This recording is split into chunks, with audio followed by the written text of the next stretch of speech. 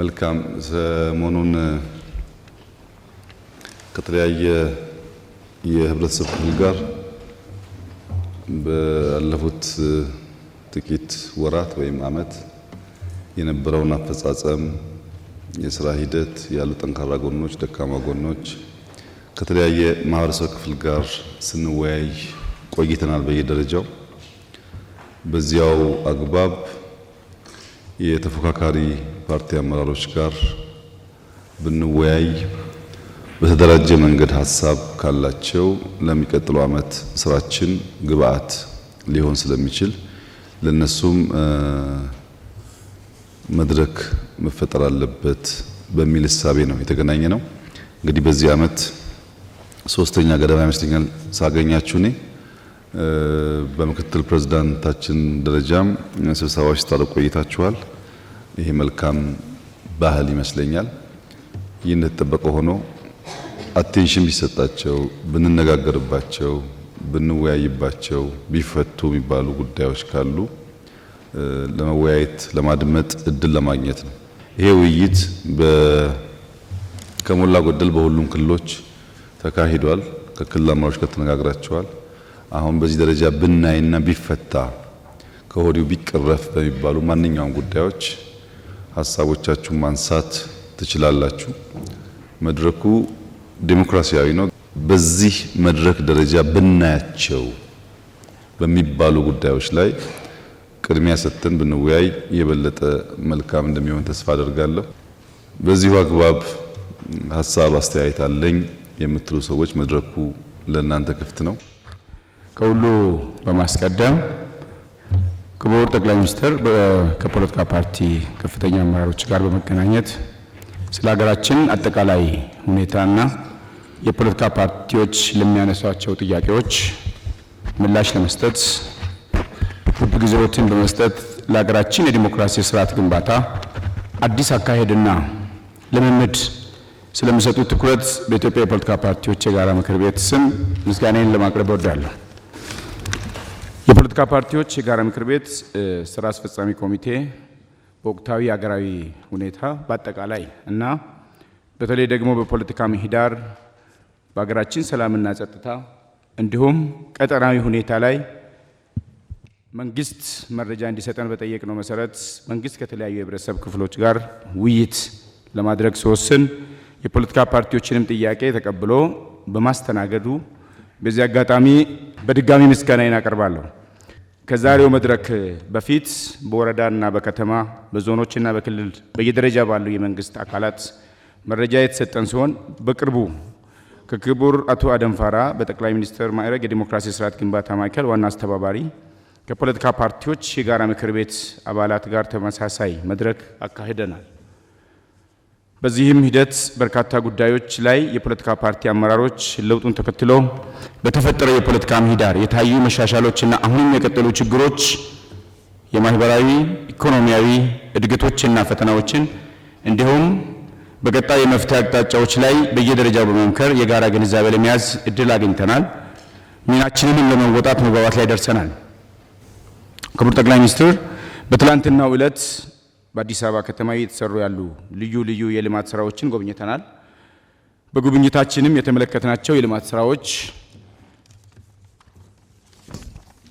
ታሪክን በመጠበቅ በቴክኖሎጂ እድገት፣ በከተማ ኮሪደር ልማት፣ የመንግስት አገልግሎት አሰጣጥ ለማዘመን፣ ለስራ ዕድል ፈጠራና ለቱሪዝም መዳረሻ የገበያ ትስስር በመፍጠር እና ለህፃናትና ለወጣቶች ምቹ ከባቢ ለመፍጠር በአጠቃላይ ከተማዋን ለኑሮና ለስራ ምቹ ለማድረግ የተሰሩ ስራዎችን በአድናቆት እንመለከታለን። ይህ እንደተጠበቀ ሆኖ በዛሬው የማጠቃለያ መድረክ በተለይ የፖለቲካ ፓርቲዎችን በሚያሳስቡ የፖለቲካ ምህዳር፣ የቀጠና ሁኔታ፣ የሰላምና የጸጥታ፣ ማህበራዊና ኢኮኖሚያዊ ጉዳዮች ብሎም የፖለቲካ ፓርቲዎች ለዲሞክራሲ ስርዓት ግንባታ ሚናቸውን ከመወጣት አንጻር የተጀመረውን አብሮ የመስራት አዲስ አካሄድና ባህል ማጠናከሪያ የሚሆኑትን የጋራ ምክር ቤቶችን በየደረጃው ለማጠናከር በሚያግዙ ጉዳዮች ዙሪያ ተጨማሪ አስተያየት ማብራሪያና ቀጣይ አቅጣጫ ላይ ግልጽነት ይዘን ሚናችንን ለመወጣት ለክቡርነቶ የሚከተሉትን በወረዳ በዞንና በክልል እንዲሁም በሀገራዊ መድረክ ከፖለቲካ ፓርቲ አመራሮች የውይይት መድረኮች ላይ ከተነሱ ጉዳዮች መካከል ዋና ዋናዎችን እንደሚከተለው አቀርባለሁ። አንደኛ፣ ሰላምና ጸጥታን በተመለከተ በሰሜኑ የሀገራችን ክፍል ያለው የጸጥታ ሁኔታ ከጊዜ ወደ ጊዜ እየጨመረ መጥቷል። ይህንን ሁኔታ ለመቀየር መንግስት ምን እያደረገ ነው? ሁለተኛው፣ በሰላምና ጸጥታ ጉዳይ ላይ በተለያዩ የሀገሪቱ አካባቢዎች ውስጥ ያሉ የጸጥታ ችግሮችን በዘላቂነት ለመፍታት መንግስት ምን አስቧል? 1.3 የዜጎችን እገታና ለማስለቀቅ የሚጠየቀው ከፍተኛ ገንዘብ አሳሳቢ ሆኗል። መንግስት ይህንን ችግር ለመፍታት ለምን አልተቻለም? የሀገራችን ብሔራዊ ጥቅም በሚንጻረርና የሀገሬን ሰላምና መረጋጋት በሚያደፈርስ መልኩ ከውጭ አካላት ጋር የሚሰሩ ኃይሎችን መንግስት እንዴት ይመለከተዋል? በተለያዩ የሀገሪቱ አካባቢዎች ያሉ ተፈናቃዮችን የመመለስ ሁኔታ በምን ደረጃ ላይ ይገኛል? የመንግስት ዋናው ኃላፊነት ሰላምና ጸጥታን ማረጋገጥ ነው። ነገር ግን አሁን ባለው ሁኔታ ዜጋው በሰላም ወጥቶ መግባት እየተቻለ አይደለም። በየአካባቢው የተዘረጋው ኬላ በሸቀጥና በሰው ዝውውር ላይ ተጽዕኖ እያሳደረ ነው። አላስፈላጊ ቀረጥም ይጠየቃል። ይህን ችግር ለማስተካከል መንግስት ምን እየሰራ ይገኛል?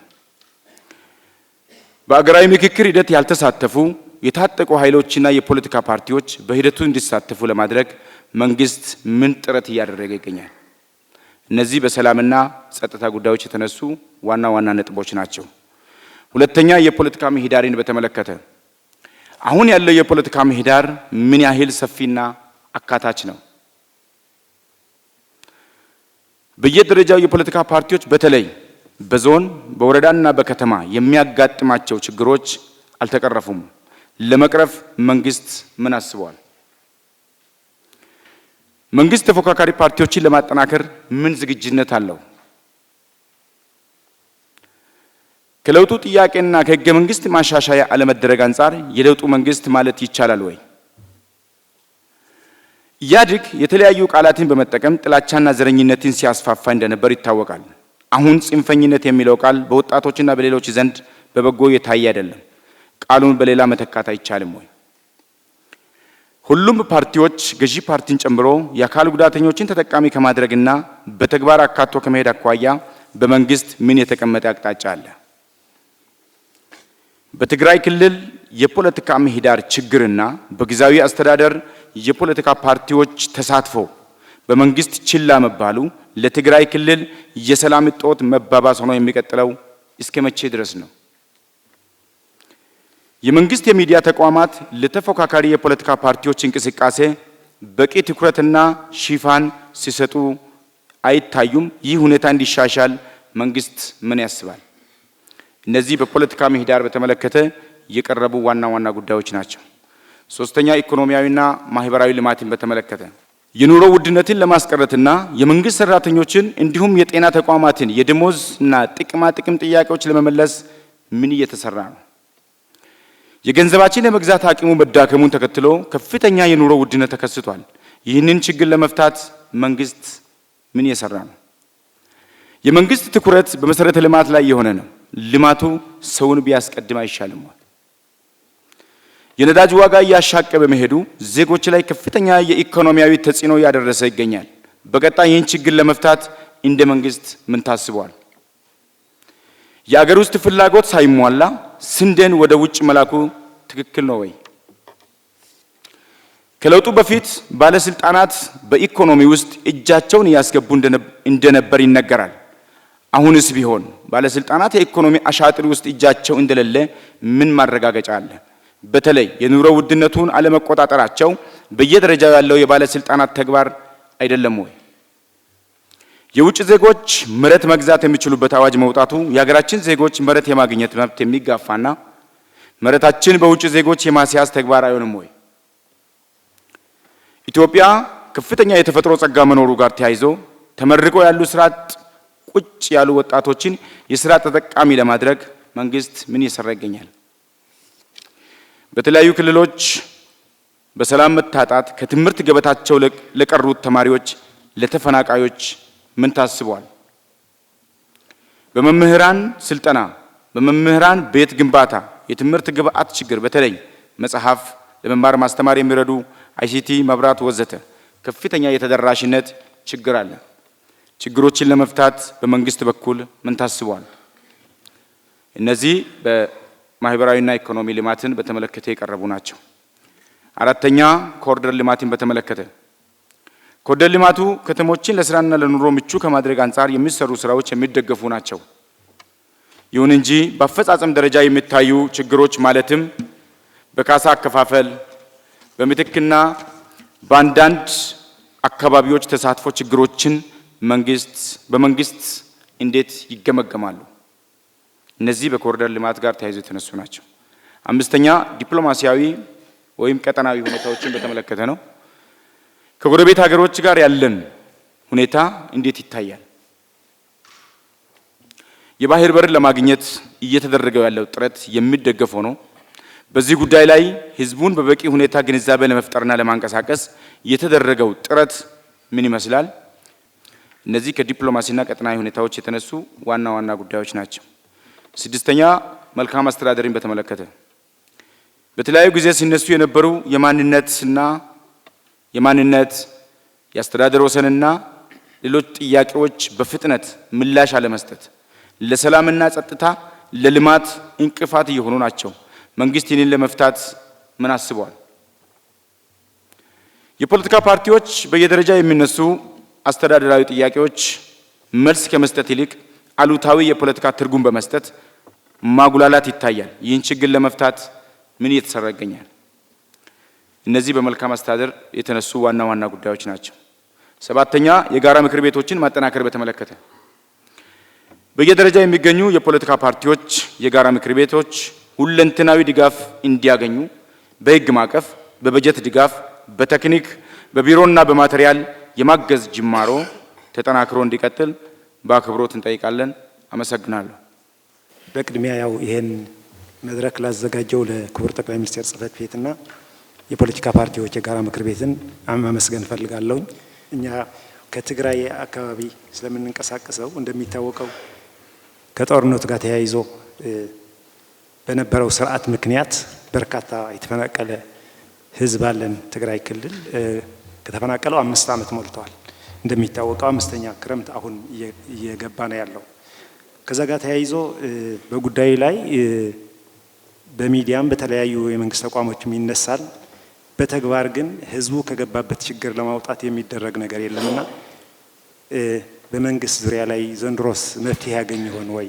ያሰበው ነገር ካለ ቢነግሩን ነው። ሁለተኛ ጥያቄ ትግራይ ክልል ሆኖ በ2016 ከመንግስት ጎንና ከመከላከያ ጎን ሆኖ በተለይ ቲፒኤልኤፍ እንደሚታወቀው ሀገርን ለማፍረስ በተንቀሳቀሰበት ጊዜ ከመንግስት ጎን ነው የቆሙ እና እነሱ ቢያንስ ሌላ ውለታ እንኳ ባይከፈላቸው እንደ ማንኛውም የትግራይ ክልል ነዋሪ በመንግስት በሙያቸውን ህዝብ እንዳያገለግሉ እስካሁን የታገዱ ናቸው። አልተመለሱም ወደ ስራ እና እነሱን ለምንድን ነው መንግስት ትኩረት ያልሰጠው? ወይስ በዚህ ላይ የሆነ መልስ ማብራሪያ ቢሰጡኝ በጣም ደስ ይለኛል። አመሰግናለሁ። ስለተሰጠኝ እድል አመሰግናለሁ። ጊዜያዊ አስተዳደሩ ከፕሪቶሪያ ውል በኋላ ከተመሰረተ በኋላ በትግራይ ውስጥ ከህወሓት አስተሳሰብ ውጭ ስፔሻሊ ወጣቱ ለለውጥ ሂደት ብዙ ትግል አድርገዋል እና ፌዴራል መንግስት ያላገዘው ስፔሻሊ እንዲደናቀፍ ለውጡ አደናቃፊ የነበሩ ኃይሎች ተመልሰው ጊዜያዊ አስተዳደሩ እንዲቆጣጠሩ ያረጉ ፌዴራል መንግስት ያረገበት ምንድን ነው? ስፔሻሊ እኛ ወጣቶች በኋላ ሆነው ጊዜያዊ አስተዳደሩ እንዳይሰራ ሲያደናቀፉ የነበሩ ኃይሎች ጄኔራሎች ጭምር የነበሩበት ሂደት ፌዴራል መንግስቱ መልሶ ለነሱ የሰጣቸው ምክንያት ምንድን ነው? በዚህ ሰዓት ደግሞ ህወሓት ከሻዕቢያ ጋር እየሰራ ባለበት ፌዴራል መንግስት ምንም ምላሽ የማይሰጥበት ምክንያት ምንድን ነው? ተጨማሪ በትግራይ ውስጥ ስፔሻሊ ወጣቱ በሰራዊት ያለው እና ሌላው ደግሞ ከፕሪቶሪያሉ ውል ያመጣው እድል ተጠቅሞ ለለውጥ ሲታገል የነበረ በረሃ ወርዶ ህወሓትን እየታገለ ነው። ስፔሻሊ እነዛ 50 ዓመት የትግራይ ህዝብ ሲጨፈጭፉ የነበሩ ኃይሎች እና ፌደራል መንግስት ለዚህ ኃይል ምን ድጋፍ እያደረገ ነው? አመሰግናለሁ። ስለተሰጠኝ እድል እጅግ በከፍተኛ ደረጃ የተከበሩ ጠቅላይ ሚኒስትርን ሊያመሰግን እወዳለሁ። በትናንትናው ጉብኝት አዲስ አበባ ከተማን የኮሪደር ልማት ቀደም ሲል የነበረባትን የአዲስ አበባ መልክና ገጽታ በብዙ ደረጃ ተብሎ በሚወሰድ እይታ የቀየረና የለወጠ መሆኑን አግኝቼበታለሁ። ኢትዮጵያ አገራችን ይህንን ተግባር በእንዲህ አይነት እንድታከናውን ለልጆቿ አቅም ጉልበትና እውቀት የለገሳትና የሰጣት አምላክ ምስጋና ይግባው። ተግባሩን በማከናወንና እያከናወኑ የሚገኙ አካሎች እውቀታቸውና ስራቸው የተባረከ ይሁን እላለሁ። ኢትዮጵያ ሀገራችን ባለፉት ጊዜያት በውጭና በውስጥ ሲያጋጥማት ከነበረው ዘርፈ ብዙ ችግሮች አንጻር ሳትገደብና ሳትደናቀፍ የገጠማትን መከራና ችግር በአንድ በኩል ለመፍታት እየተጋች በሌላ በኩል ደግሞ ይህንን አይነት አስገራሚና አስደናቂ የልማት ተግባራት ማከናወኗ እጅግ በከፍተኛ ደረጃ ግዛቸውና ጉልበታቸውን በመስጠት ፈጽሞ ለተገኙት ተግባር ልዩ ምስጋና ይገባቸዋል ብዬ አስባለሁ። አመሰግናለሁ። የተከበሩ ዶክተር አብይ አህመድ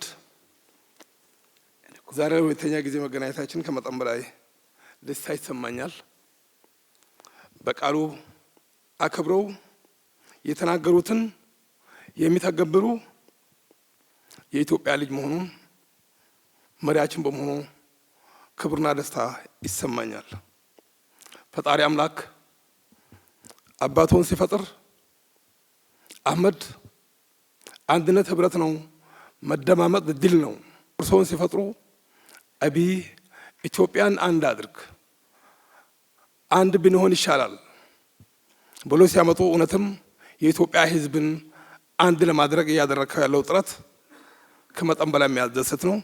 ለዚህ ተምሳሌት ባለፉት ስርዓታት ታርጋ እየተለጠፉባቸው በሀገራቸው እንዳይኖሩ ተሰደው በተለያዩ ሀገራት ተመልሰው ሀገሩን ሲዋጉ የነበሩት አካላት ሄደው ወደ ሀገር ተመልሰው በዲሞክራሲያዊ መልኩ መጥተው በሀገራቸው ውስጥ እንዲታገሉ ማድረጉ ይህ ተምሳሌት ነው። በጦርነቱ ውስጥም እያሉ ትላንትና አዲስ አበባ ባደረግነው ጉብኝት ሁላችንም የኮራንበት ልማት ነው። ስለዚህ እነዚህን ኢትዮጵያን ምን ያህል አንድ ያደረክ መሆኑን የሚያሳይ ነው። ሀገራችንም አዲስ አበባ በስም ነበር፣ አሁንም በተጨባጭ አዲስ አበባ መሆኗን በተግባር አሳይተሃል። ይህም ፈለግህም በቤኒሻንጉል ጉሙዝ ክልል ርዕሰ መስተዳድር አቶ አሻደሊ ይህም ፈለጎን ተከትለው ከሀገር ውጪ የነበሩት መሳሪያ ይዘው ሲታጠቁ የነበሩት ከተወሰኑ አማሮችና ከጀነራል ከፍ ያሉ ጋር ሄደው እነሱንም የእርሶም ፈለግ ተከትለው ወደ ሀገራቸው ገብተው በሰላማዊ መልኩ ሰላምን ሰፍነው ከጦርነት በአሁኑ ሰዓት ላይ ክልላችን ተሻግሮ የልማት ጅምር ላይ መሆኑን መግለጽ ይፈልጋለሁ። ስለተሰጠኝ በጣም አመሰግናለሁ። አገው እንደ ህጋዊ ፓርቲ ከቦታ ቦታ ተንቀሳቅሶ መስራት አልቻለም እና ምርጫ እየደረሰ ነው። ስለዚህ ምን አስበዋል? አመሰግናለሁ። ክቡር ጠቅላይ ሚኒስትር በመጀመሪያ ለሰሩት የኮሪደር ልማት እርሶንም ሆነ ከእርሶ ጋር ለደከሙት ሳላመሰግን አላልፍም። ሌላው ማይክሮ ኢኮኖሚ የታሰበለትን ግብ መጥቷል ይላሉ ወይ? የዛሬ አመት አስታውሳለሁ ስንገናኝ አንድ አመት ጠብቁን ማይክሮ ኢኮኖሚው የተሳለጠና ቆንጆ ይሆናል ብለው ነበር። በእርሱ አስተያየት ማይክሮ ኢኮኖሚን በተመለከተ አስተያየቱን እንዲሰጡን ጠይቃለሁ። ሌላው የኑሮ ውድነትን ሊያመጣቸው የቻለው ማይክሮ ኢኮኖሚው ነው ወይስ ምንድነው? ስራ አጥነትንስ ሊያመጣ የቻለው ማይክሮ ኢኮኖሚ ነው ወይስ ምንድነው? ሌላው የሰላሙ ጉዳይ እንዴት ያዩታል? በየአካባቢ ያለውን ሌላው ባጭሩ የሀገራዊ ምክክሩ ጥሩ እየተካሄደ ነው። የበለጠ ትግራይን ያካተተ ውይይት እንዲደረግ ምን እየሰሩ ነው? በእርሶ በኩል ቢብራራልን። ክቡር ጠቅላይ ሚኒስትር፣ በጣም ብዙ ባንኮች አሉ። በጣም በዘር የተመሰረቱ ባንኮች አሉ። እነኚህም ባንኮች ከዘር አውጥተው ትልቅ ፓወር እንዲኖራቸው ባንኮች በእርሶ በኩል እየተሰራ ያለው ምንድን ነው? ለዛሬ ይበቃኛል። አመሰግናለሁ። ክቡር ጠቅላይ ሚኒስትርን፣ ሌሎች ከፍተኛ የመንግስት ስራ ኃላፊዎችን እጅግ አድርጌ አመሰግናለሁ። ከትላንትና ጀምሮ አዲስ አበባ የሚሰሩ በርካታ ልማቶችን ለሀገር ግንባታ አሁን ለመመራው ለስርዓቱ አይደለም ለቀጣይ ትውልድም ታስበው የሚሰራው ትልቅ ስራ እጅግ በጣም የሚያኮራ ለትውልድም ጠቃሚ የሆነ ስራ መሆኑን እጅግ እንገነዘባለን። በርካታ ከአየር ለውጥ ጋር ተያይዞ ጫካ ፕሮጀክቶች፣ ሌሎች በተለይ ትላልቅ ግንባታዎችን እብን ሳይሳሱ አፍርሶ ለአይን ውብና ማራኪ በሆነ ሁኔታ የሀገሪቱን ገጽታ ግንባታም ጭምር የሚያሳድግ ፕሮጀክቶች ተሰርቷል። አመሰግናለሁ። ክቡር ጠቅላይ ሚኒስትር፣ እርሶ ፊት ለአንድ ዜጋ ያለኝን ሀሳብ ለማቅረብ እድል በማግኘቴ ትልቅ ክብር ይሰማኛል። ክቡር ጠቅላይ ሚኒስትር፣ ምናልባት ትላንትና ያየናቸው እንደ ሀገር ልብን የሚያሞቁ የሚያኮሩ ትላልቅ የልማት ስራዎችን አይተናል። በጣም ደስ የሚል ነው። ይሄ እንደ አንድ ዜጋ እንደ ማንኛውም ሰው ልጅ ማድነቅ ማክበር ያለብን የሚሰሩ እጆች መባረክ አለባቸው፣ መመስገን አለባቸው እና እነዚህ የልማት ስራዎች ደግሞ ወደ ሌሎችም ከተሞቻችን እንዲሰፉ የማድረግ ስራ ቢቀጥል። ሌላው እኔ ተጨማሪ የማደርገው በተለይ እንደ እኔ ከጎጎት ፓርቲን የመጣሁት ከአሳታፊነት አንጻር ወደ ላይ ስንሄድ አሳታፊ ነው፣ ኢንክሉሲቭ ነው። ወደ ታች ግን ስንሄድ አሁን በቀጣይ ምርጫም አለ፣ የተሻለ ሀሳብ ወደፊት መምጣት አለበት። ስንወርድ ግን አሳታፊ አይደለም፣ ገፊ ነው እና እርስዎ ምን አይነት መልእክት ያስተላልፉልናል? በተለይ ታች አካባቢ ያሉ መዋቅሮች ፓርቲዎች ያላቸውን አማራጭ ሀሳቦች እንዳያቀርቡ እድል እየተሰጣቸው አይደለም እና በዚህ መድረክ እርስዎ መልእክት እንዲያስተላልፉልን ለማለት ነው። ሌላው ምናልባት አቅም ከመገንባት አንጻር የፖለቲካ ፓርቲዎች አማራጭ ሀሳብ አላቸው፣ የአገር ሀብት ናቸው እና እነዚህን ኢምፓወር ከማድረግ አንጻር ስልጠና የሚያገኙበትን እድል አስበዋል ወይ? ሌላው እርስዎን መጠየቅ ብቻም ሳይሆን እኛም መጠየቅ ስላለብን ምን እናግዝ፣ እንደ አንድ አማራጭ ሀሳብ እንዳለው የፖለቲካ ፓርቲ ምንድን ነው ከኛ የሚጠበቀው? ለሰጡን ጊዜ ከልብ ከልብ አመሰግናለሁ። አመሰግናለሁ ስለተሰጠኝ እድል። ክብር ዶክተር ከፖለቲካ ፓርቲዎችም በሀገራዊ ጉዳይ በሚነሱ ኢሹዎች ላይ ምላሽ ለመስጠት ፈቃደኛ ሆኖ የዲሞክራሲን ምህዳር ከማስፋት አንጻር ያሉትን ቁርጠኝነት ከግምት ውስጥ በማስገባት ላመሰግን እወዳለሁ። ዲሞክራሲን ምህዳር ከማስፋት የለውጥ መንግስት ያደረገው ጥረት ቀላል አይደለም፣ እያየን ስለሆነ ማለት ነው። የተጀመረው የአገር ገጽታን ለመቀየር የዲሞክራሲን ምህዳር ለማስፋት ደግሞ የጋራ አገርነት በጋራ መስራት አለብን። የአንድ ፓርቲ ስራ አይደለም ተብሎ የተጀመረው ምህዳሩ ሰፊ ነው። ወደ ታች ሲካሄድ ደግሞ በጣም ጠባብ ነው። የተቸገረ ነው እዛ ጋር ነው። ትልቅ ህዝብ ባለው ደግሞ ታች ነው። በወረዳ ደረጃ ላይ፣ በዞን ደረጃ ላይ እስከ ክልል ባለው ደረጃ ላይ ሁለት ብልጽግና አለ። የጋራ አገርነት በጋራ መስራት አለብን፣ ማሳካት አለብን፣ አገርን ማሻገር አለብን፣ ማስቀጠል አለብን የሚል ብልጽግና አይደለም። ራሴን፣ ቤቴን፣ አካባቢን፣ ሰፈሬን መገንባት አለብኝ ብሎ ራሱን የሚገነባ ብልጽግና አለ። አሁን የተቸገርነው ይሄን ብልጽግና ነው። እርሶስ እንደዛ አይነት ብልጽግና ያለውን ይለያሉ ወይ እላለሁ። አመሰግናለሁ። ለተሰጠኝ እድል አመሰግናለሁ። የኔ ጥያቄ በፕሪቶሪያ ስምምነት መሰረት አንጻራዊ ሰላም መገኘቱ እንዲሁም ይታወቃል። ዋናነት በፕሪቶሪያ ስምምነት መሰረት አቃፊና አሳታፊ ጊዜያዊ አስተዳደር መመስረት ነበረበት። ይሁን እንጂ የህወሓት ጊዜያዊ አስተዳደር ነው የተፈጠረው። ለዚህም ህወሓት ያኔ ቅቡልነት አጥቶ በህብረተሰቡም ከፍተኛ የቅቡልነት ችግር ነበረው፣ አቅምም አልነበረውም። በዚህ ምክንያት ጊዜያዊ አስተዳደሩ የተሰጠውን ስልጣን በአግባቡ ሳይጠቀም 2 ዓመት አለፈው።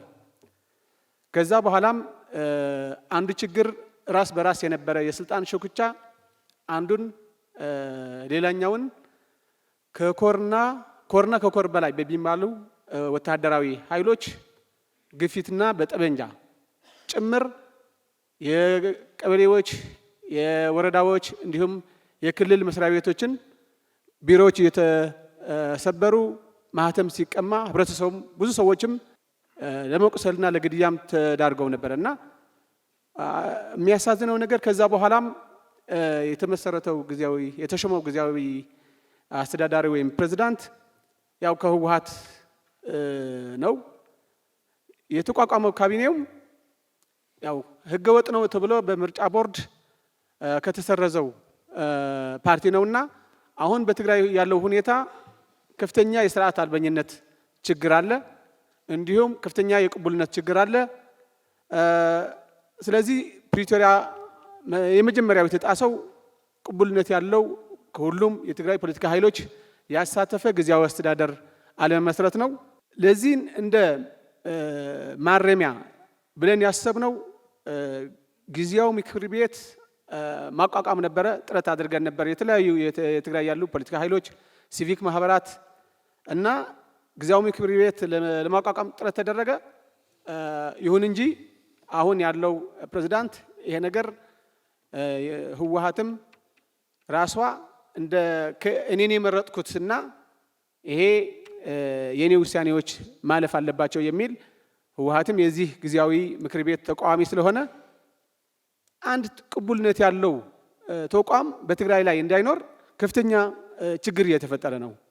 ስለዚህ እንደ ጠቅላይ ሚኒስተር የትግራይ ጊዜያዊ ፕሬዝዳንት እንደሚሾሙ አካል ይሄ በትግራይ ጊዜያዊ አስተዳደር ጊዜያዊ ምክር ቤት ኖሮት ጠንካራ ካቢኔ ኖሮት ቼክ ኤንድ ባላንስ ያለው እንዲሆን የእርሶ ጫናም የእርሶ መመሪያም ያስፈልገዋልና ይሄ ነገር እንዲታሰብበት ለማለት ነው።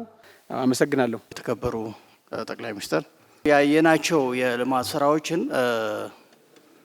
አዲስ አበባ ተኮር እንዳልሆነ ግንዛቤ ብንይዝ በሁሉም ሴክተሮች ለምሳሌ የስሞክለስ ኢንዱስትሪ የምንለው ቱሪዝምን ከማስፋፋት አንጻር የቱሪዝም መዳረሻዎችን የተሰሩ ስራዎች እንደነ ወንጪ፣ ባህር ዳር ላይ፣ ጣና ላይ የተሰራ ስራ፣ አሁን ትግራይ ላይ እየተሰራ ያለው የገርአልታ ሎጅ እና ሌሎች እንደ መነሻ ወስደን አጠቃላይ ማለት አገር አቀፍ ስራዎች እንደሆኑ አዲስ አበባ ያየነው እሱም እንደ ቤንችማርክ ተወስዶ ወደ ብዙ ከተሞችና ከዛም ወደ ገጠር እየተስፋፋ ያለ መሆኑን ስናይ አገራችን ትልቅ ተስፋ ያላት የተጀመሩ የልማት ስራዎች እመርታዊ ሊባል ለውጥ የሚያመጡ መሆናቸውን ለመመስከርና ይህንንም መንግስትንም እርስዎንም ለማመስገን ፈልጋለሁ። ትናንት ያየናቸው ከኮሪደር ልማት አንጻር ከዚህ ከጫካ ፕሮጀክት ከዚህ ከአዲስ ኮንቬንሽን ሴንተር የመስኖ አንድ ማዕከል አገልግሎት በመንግስትና በግል አጋርነት እየተሰሩ ያሉ ከ120 ሺህ በላይ የቤቶች ፕሮጀክት፣ የወንዝ ተፋሰስ ልማት፣ የፓርክ ግንባታዎች ከእንጦጦ እስከ ቡልቡላ ያሉ ወዳጅነትን፣ አንድነት ፓርክንም ሁሉንም ስራዎች ፒኮክንም ጨምሮ በአጠቃላይ እየተሰሩ ያሉ ስራዎች የአንዳንዶቹ እንደሚሉት የብልጭልጭ ስራ ሳይሆን መሰረታዊ የከተማ እድገት እንደሆነ መናገር እፈልጋለሁ። ትልቁ ነገር ደግሞ ይህንን ለማስፋት የተጀመሩ ስራዎች እጅግ በጣም ማድነቅ እፈልጋለሁ። ከዛ አንጻር ምናልባት ወደ መቀሌ ወይ ወደ ትግራይ ልወስዶትና በ27 ዓመታት ውስጥ ትግራይ ውስጥ 22000 የመሰረት ድንጋይ የተቀመጠላቸው የልማት ፕሮጀክቶች ነበሩ። ምናልባት ትናንትና ነው እኔ የተመለሰልኝ እዚህ የቦሌና አቃቂን የሚያያይዝ ድልድይ ስንጎበኝ ከአቦ እስከ ኮዬ አደባባይ ያለው መንገድና ድልድዩ በአዲስ መልክ የአዲስ አበባ ከተማ አስተዳደር በራሱ እንደሰራው ነው እየተገለጸልን። እየተሰሩ ያሉ የልማት ስራዎች እንደኔ እምነት ከጥራትም ከፕሮጀክት አፈጻጸም ፍጥነትም አንጻር በተደጋጋሚ ጠቅላይ ሚኒስትር እንደሚሉት መንግስታዊ ኮራፕሽን የለም ብለው የሚሉትን ማሳያ ነው ብዬ አምናለሁ። አንደኛው ስራዎቹ በጣም በጥራት ነው እየተሰራ ያሉት። ሁለተኛ በፍጥነት ነው እያለቁ ያሉት። ያው ቢሰረቅ ወይ ይጓተታል ወይ ጥራት አይኖርም። ከጥራቱም ከፍጥነቱም አንጻር ስናይ ይሄ በመላ ሀገሪቷ እንደ አንድ ልምድ ሆኖ ሊስፋፋ የሚገባው መልካም ነገር ነው ብዬ ማለት ፈልጋለሁ። ከዚህ አንጻር ወደ 2000 የሚሆኑ የመሰረት ድንጋይ የተቀመጠላቸው በትግራይ ውስጥ በመላ ትግራይ ውስጥ የተቀመጠላቸው የልማት ፕሮጀክቶች ለምንድን ነው ያልተሰሩት ለሚለው ጥያቄ ያው ሙሉን ተበልተዋል ማለት ነው። ሌላ ነገር የለውም። ሌላው ከዚህ ከፕሪቶሪያ የሰላም ስምምነት ጋር ተያይዞ ዲዲአርን ከማስፈጸሙ አንጻር ምክንያቱም አሁን ትግራይ ውስጥ ያሉ ታጣቂዎች በቃ ዲዲአር እየጠበቁ ነው። ክቡር ጠቅላይ ሚኒስትር ሌላ ምንም እየጠበቁ አይደለም። ከህወሓቶች ጋርም አይደሉ። የእውነት ነው የምሉት። ምክንያቱም ዝም ብሎ ከወጡ ያቺ ነገር ያጣሉ። ፕላስ ሲወጡ ደግሞ ያው የመኖሪያ ቤት መሬት ይሰጣል፣ የስራ መቋቋሚያ ብዙ ነገሮች አሉ። ያቺ እናገኛለን እና ያቺ እንዳናጣ ያሉ እየጠበቁ ያሉትና እንዳው አሁን ትግራይ ውስጥ ለምን አልተፈጸመም ብዬ አይደለም ስለማውቀው። አምና በዚህ መድረክ ላይ ዲዲአር ለምን አይፈጸምም መከላከያ ለምን ወደ ትግራይ ገባም ብዬ ጠይቄ ነበር። አሁን እሱን አልጠየቅም፣ ምክንያቱም ችግሩ ስለማውቀው። ግን የፌዴራል መንግስት እንዳው ዲዲአሩን በራሱ መንገድ ማስፈጸም የሚችልበት እድል የለም ወይ? እኔ ወጣቱ በዛ መንገድ ወደ ሰላማዊ ህይወቱ በቃ ትጥቅን ፈቶ ወደ ሰላማዊ ህይወቱ መኖር አለበት፣ መስራት አለበት፣ ማደግ መበልጸግ ይፈልጋልና እንዳው ችን ነገር ቢፈተሽ ቢታይ የሚል ነገር ነው። ከዛ ውጪ ግን ኦልሬዲ ሁሉም ነገሮች ስለተነሱ ያው መከላከያውን በድጋሚ ወደ ትግራይ የሚገባበት መንገድ ቢፈለግ የሚለውን ነገር ያው ያለው ሁኔታ ታሳቢ አድርጌ ማለት ነው። አመሰግናለሁ። ክቡር የኢፌዴሪ ጠቅላይ ሚኒስትር ዶክተር አብይ ይህንን መድረክ አንዲት ሀገር ናት ያለችን ያንን ታሳቢ አድርገው ከፌዴራል የጋራ ምክር ቤት ጋር በጋራ በማድረግ ይህንን መድረክ ስላመቻቹ እጅግ አድርጌ አመሰግናለሁኝ። ልማት ላይ የሰሩትን ሂደት ሳይ እጅግ ማድነቅ ፈለኩኝ። ምክንያቱም ብዙም በሶሻል ሚዲያው በጣም የሚወረወርበትን ነገር እየሰሙ ወደ መሬት እየጣሉ ስራዎት ላይ በመሆኖት ሳላደንቆት አላልፍም። ይበርቱ ማለት ፈልጋለሁ። ሌላው ዲፕሎማሲያዊ ስኬቶች ላይ የሚሄዱበት ሂደት ከፍተኛ ነው። እንዲሁም ደግሞ ከዓለም ፋይናንስ ጋር ያለው ጠንካራ ግንኙነት ሳላደንቅ አላልፍም። ምክንያቱም ሙያዬ ስለሆነ ከታተላለሁኝ። ካፒታል ማርኬት ላይ በሀገራችን ያለውን ለማስቀጠል የሚሄዱበትም ጥሩ ስለሆነ ይበርቱ ማለት ፈልጋለሁኝ። ሌላም የመደመር እሳቤን ኢምፕሊመንት ለማድረግ የሚሄዱበትንም አቅጣጫ ጥሩ ነው ማለት ፈልጋለሁ። ሌላው የኢምፖርትና ኤክስፖርት ላይ በተለይም ደግሞ በኤክስፖርቱ የቡናን ኤክስፖርት የማድረግ ሂደት ዴይሊ ፎሎ አፕ የሚያደርጉበትንም በጣም ጥሩ ነው ማለት ፈልጋለሁኝ። እኔ በጣም ብዙ ጊዜ ሳዩት በተለያዩ ሚዲያዎች ላይ ሙስናን በጣም ሲጸየፉ ታያለውኝ። እንደ ሀገር መሬት ላይ ያለውን የሙስና ሂደት ሌሎቹም የመንግስት ተቋማት ላይ ከፍተኛ የሙስና ስራዎች አሉና ያንን በጣም ቢሰሩበት ጥሩ ነው ብዬ አስባለሁኝ። ሌላው በጣም የሰላም የመደፍረሱ ሁኔታ እጅግ ከፍተኛ ነውና እሱን በጣም በአትኩሮት ማየት ቢቻል ይሄ ትልቅ ስጋት ስለሆነ፣ ሌላው የኑሮ ሁኔታ እጅግ በከፍተኛ ሁኔታ ትልቅ ጫና አለው። ይሄ ጫና ምንድነው? በዓለማት ደረጃ ነው ኖት ኦንሊ ኢትዮጵያ። ሆኖም ግን እሱ ላይ በጣም ፎከስ ተደርጎ መሰራት መቻል አለበት። ሌላው ጥያቄ የፖለቲካ ምህዳር መጣበቡ ማለት የፖለቲካው ምህዳር ሲጠብ ሴቷ በፖለቲካው ዘርፍ ላይ በማህበራዊ ዘርፍ እንዲሁም በኢኮኖሚው ዘርፍ ላይ ደፍራ መውጣት አትችልም።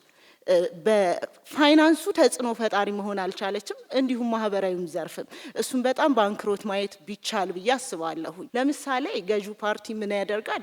ሴቶችን ወደፊት የሚያመጣበትን መንገድ አይ ሪሊ አፕሪሺየት ይሄንን ተሞክሮ እዚህም ያሉ የፖለቲካ አመራሮች ቢወስዱት ጥሩ ነው ብዬ አስባለሁ። እንደ ሀገር መሪነቶ ማየት ቢችሉ ብዬ የማስበው የራስዎትን ገዢ ፓርቲ ላይ ያለውን ብቻ ሳይሆን ሌሎችንም ሴቶች ደፍረው ሲመጡ ማበረታታት የሚችሉበትን መድረኮችንም እንዲሁ ቢያመቻቹልን፣ እንደነኛ አይነት ነገሮችን ቢያደርጉልን፣ በተለይ ደግሞ መማር የምትፈልግ ሴት የትምህርት እድሎችን ቢያመቻቹላት። በእውነት ነው ምሎት በብዙ ውርወራዎች ውስጥ በሳይለንት መስራት ትልቅነት ስለሆነ ይበርቱ ይበል የሚያስብል ነው። አመሰግናለሁ። ከትላንት ጀምረን አዲስ አበባ ከተማ በጎበኘናቸው ጉብኝቶች ያየናቸውና የተሰሩ ስራዎች እጅግ ድንቅና አገራችን ኢትዮጵያ ለመጪው ትውልድ አስባ እየተጋች ያለች ሀገር መሆኑን በእርሶ ድንቅ አመራር ሰጭነት የተፈጸመ ተግባር መሆኑን ተመልክቻለሁና በእውነቱ እጅግ በጣም ኮርቼበታለሁ። ከክፍለ ሀገር ስንመጣ በየጊዜው ስንመጣ አዲስ አበባ እየተቀየረች ነው የምትጠብቀን፣ እየለማች ነው የምትጠብቀን። ይህ እጅግ በጣም ተስፋ የሚሰጥ ነው። የሚታየኝ ምንድነው የአንድ ምርጫ ሲዝን ብቻም ሳይሆን ዘላቂ የሆኑ ለዜጎች ገቢ ማስገኘት የሚችሉ ወጣቶች በሀገራቸው የሀገሪቱ ዜጎች በሀገራቸው እንዲደሰቱ ተስፋ እንዲያደርጉ የሚያመላክቱ ተግባራት ተከናውነው በማየት እንደ ወጣትነትም ኢትዮጵያን ለወጣቶች እየገነባችሁት ነውና ይሄ በጣም አክብሮት አለኝ። ያው አካባቢ ምርጫ ከተደረገ 12 ዓመት ገደማ ተቆጥሯል። ስለዚህ የአካባቢ ምርጫ ከማድረግና መንግስት የአካባቢ ምርጫ በጊዜውና በወቅቱ እንዲደረግ ከማድረግ አንጻር ይህም ከህገ መንግስት ጋር የሚያያዝ ጉዳይም ስለሚሆን ምን እየተሰራ ነው የሚለው ነገር ለኢትዮጵያ ህዝብም ስለሚጠብቀው እዚህ ላይ የእርሶ አቅጣጫ ለኢትዮጵያ ህዝብም ብነገር የሚለው ነው። ላገኘሁት እድል እጅግ በጣም አድርጌ አመሰግናለሁ። እኔ ሚዲያ በጣም ማዳምጥ ለብዙ ፓርቲዎች ኢንፎርሜሽን መሰጣቸው እኔ ነኝ። የኢትዮጵያ ሚዲያ በአብዛኛው ዝግ ነው፣ ሞኖ ሲስተም ነው። እንደገና ምሎት ደግሞ በሚዲያ ውስጥ ዜግነት ክላስ አበጅቷል። ኤ ዜጋ አለ፣ ቢ አለ፣ ሲ አለ። ማይኖሪቲ ዲ ነው። ዞር የት ነህ ከተባለ እንደዚህ ብሎ ላያናገርም ይችላል። ከሱ በላይ ታለንት፣ ከሱ በላይ ኖሌጅ፣ ከሱ በላይ ያለው ያንን ሰው አፕሮች አድርጎ የኢትዮጵያን ችግር ግን መፍታት አልቻለም። አዲሽናል ደግሞ ከአልጀዚራም ከሌላ የምንማረው ጦርነቶች በአብዛኛው የሚያልቁት ሚዲያ ላይ ነው። ያንን ለማምጣት ምን ማድረግ አለብን? መደረግ አለበት። ሚዲያው ማንኛውም ሀሳቦች የተለያዩ ሀሳቦች አቅርቦ ማፋጨት አለበት። ይህንን ማስተካከል አለበት። በነጋዴው ህብረተሰብ ደግሞ አንድ እኔም ግልጽ ነው። ትልቁ የኢኮኖሚ ፓርቲ የያዘው መንግስት ነው 70%። 30% ውስጥ ደግሞ 20% እንደ ሚድሮክ ያለ እንትን ነው ተለያዩ። በ10% ውስጥ ኮንትሮል አድርጎ መክፈል አልቻልንም። ልንከፍል ስንሄድ የመንግስት አካላት አስቸገረን። እንደዚህ የተለያዩ የሙስና ወሬዎች በጣም ጆሮአችን የሚያደክም ነው። ፕሮቴክትም ለማድረግ መንግስት ደግሞ አንዳንድ ጊዜ ለህዝቡ የሚጭነው ጫና እናንተን ሁለቱም አካል ለህዝብ የማያዝን አይነት አይቻለሁ። ስለዚህ እነዚህ ነገሮች በጥልቀት ከሰሩ ሀገረ መንግስቱ ይሄዳል። እኔ ሁልጊዜ የማግዘው ሀገረ መንግስቱ ነው። ብልጽግናን አግዤ አላቅም። ነገር ግን ሀገረ መንግስቱ ማገዝ ኢንዳይሬክት ያ ስለሆነ ነገሮች የፓርቲዎችን ችግር ቢፈቱ ጥሩ ነው የሚል ነው። አመሰግናለሁ። በቅድሚያ እድልን ስለሰጡኝ ከልቤ አመሰግናለሁ። ክቡር ጠቅላይ ሚኒስትር ከእርሶ ጋራ በመጀመሪያ የተገናኘሁት ግብጽ ካይሮ ከተማ ነበር። ዛሬ ደግሞ በሀገር ውስጥ ሶስተኛ ጊዜ ከእርሶ ጋራ በመገናኘቴ እድለኛ በመሆኔ በጣም ወረር የሌለው ደስታ ይሰማኛል። ክቡር ጠቅላይ ሚኒስትር ሆይ በክቡርነቶ አንድ አስተያየት ይኖረኛል፣ እንደሚከተለው ይሆናል። እንደሚታወቀው ሁሉ ሀገራችን ኢትዮጵያ በየጊዜው እየተፈታተነ ያለውና የሚመጣ የፖለቲካ ሽኩቻና አለመረጋጋት የሚታይባት ሀገር ናት። እርሶ ወደ ስልጣን ወንበር ከመጡ ወዲህ ግን ለአንድና ለመጨረሻ ጊዜ ይህንን ማገዳደር ፖለቲካ ለማስቀረት እና ይህ ምዕራፍ እንዲዘጋ ብዙ እድሎቹ እና ጥረቶቹ ተደርጓል። በእርሶ ስልጣን ዘመን ከዚህ በፊት ታይቶ የማይታወቁ ጥሩ ጅማሮቹ ያየንበት ነው። ለምሳሌ እንደ ጠላት ተፈርዶ የነበሩ የተቃዋሚ ፖለቲካ ፓርቲዎቹ ከዛ ጭንቀት ውስጥ በማውጣት እፎይታ ያገኙበት፣ ይህ ብቻ አይደለም፣ ከመንግስት በኩል ድጎማ ባጀት ያገኙበት፣ እንዲሁም የፖለቲካ ፓርቲዎቹ የራሱ የሆነ የጋራ ምክር ቤት የመሰረቱበት፣ በሌላ በኩል ደግሞ በምርጫ ጊዜ ይሁን በሌላ ጊዜ የተፎካካሪ ፓርቲዎቹ መሪዎቹም እና አባላቶቹ ሲታሰሩ ምርጫ ቦርድ የታሰሩበት እስር ቤት ድረስ በአካል በመሄድ እስረኞቹን በማስፈታት ያየነው በእርሶ ስልጣን ዘመን በመሆኑ፣ በተጨማሪ ደግሞ የፖለቲካ ኬዝ ያላቸው በሌሉበት ሞት ፍርድ ተፈርዶባቸው በውጭ ሀገር በስደት ሲኖሩ የነበሩ ተቃዋሚ ፖለቲከኞቹ ምህረት በማድረግ ወደ ሀገር ቤት እንዲገቡ እና በኢትዮጵያ የሚደረጉ የዲሞክራሲ ስርዓት ለመገንባት የሚደረግ ትግል ውስጥ የራሳቸው አስተዋጽኦ እንዲያበረከቱ በማለት በወቅቱ ባደረጉት ጥሪ መሰረት በስደት ከነበሩና ወደ ሀገር ቤት ከገቡት እንደ እንደ ዶክተር ብርሃኑ ነጋ እና ሌሎቹ ፖለቲከኞቹ አንዱና እድለኛ በመሆኔ በዚህ አጋጣሚ በዚህ መድረክ ላይ ለማመስገን ይወዳሉ። የተለያዩ በከተማ ውስጥ የተሰሩ ስራዎችን በዚህ በዱላዬ ምንም ሳልደክም በተስፋ ሲያይ ተመልክቻለሁ። በጣም ትልቅ ተስፋ እንዳለኝ አረጋግጫለሁ። ብዙ ወዳጆች አይቶኛል። እነሱ እየደከሙ እያረፉ በየድንጋይ እየተቀመጡ እኔ አልተቀመጥኩም። ጉልበት ሰጥቶኛል። ትልቅ ክብር ይገባታል። ወደ ጥያቄ እገባለሁ። አካል ጉዳተኛ ያለበት አገር ላይ ይህ ነው የሚባል የአካል ጉዳተኞች ተጠቃሚነት እየተሰራ አይደለም ኢትዮጵያ ውስጥ። እኔ በትግል ቤተሰቦቼ ጓዳ ለማስቀመጥ ቢሞክሩም እኔ በትግል ነው የወጣሁት። በትግል ነው ተምሬ ለዚህ ደረጃ የደረስኩት። ግን ጓዳ ውስጥ የተደበቁ በርካታ አካል ጉዳተኞች አሉ ኢትዮጵያ ውስጥ። ትምህርት በአግባቡ እያገኙ አይደሉም። ሌላው የስልጣን አካታችነት በሴቶች በኩል ያለው ተሳትፎ እጅግ በጣም የሚበረታታ ጉዳይ ነው። አካል ጉዳተኛ ከፌደራል ጀምሮ እስከ ዞን እስከ ክልል ድረስ የስልጣን ተጠቃሚዎች እየሆኑ አይደሉም። ስለዚህ የአካል ጉዳተኞች ችግር ብታይልን እላለሁ። በጣም አመሰግናለሁ። በጣም ነው የማመሰግነው። በቂ ጥያቄ ተነስቷል። ለዛሬው አንዳንዱ ጥያቄ እዚሁ ምላሽ የሚሰጠው ነው። አንዳንድ ያላየናቸውን ጉዳዮች በእኛ በኩል ያላየናቸውን ጉዳዮች እንፈትሻለን። ለምሳሌ እህት ያነሳችውን ሴቶች በጣም ኢምፓወር እናደርጋለን፣ ግን ማየት ያለብን ጉዳዮች ካሉ እናያለን። እኛ ባለማካተታችን ምክንያት የተፈጠሩ ጉዳዮችን እንፈትሻለን። ሌሎቹን ጉዳዮች በጥቅል አድርጌ ለመመለስ እሞክራለሁ።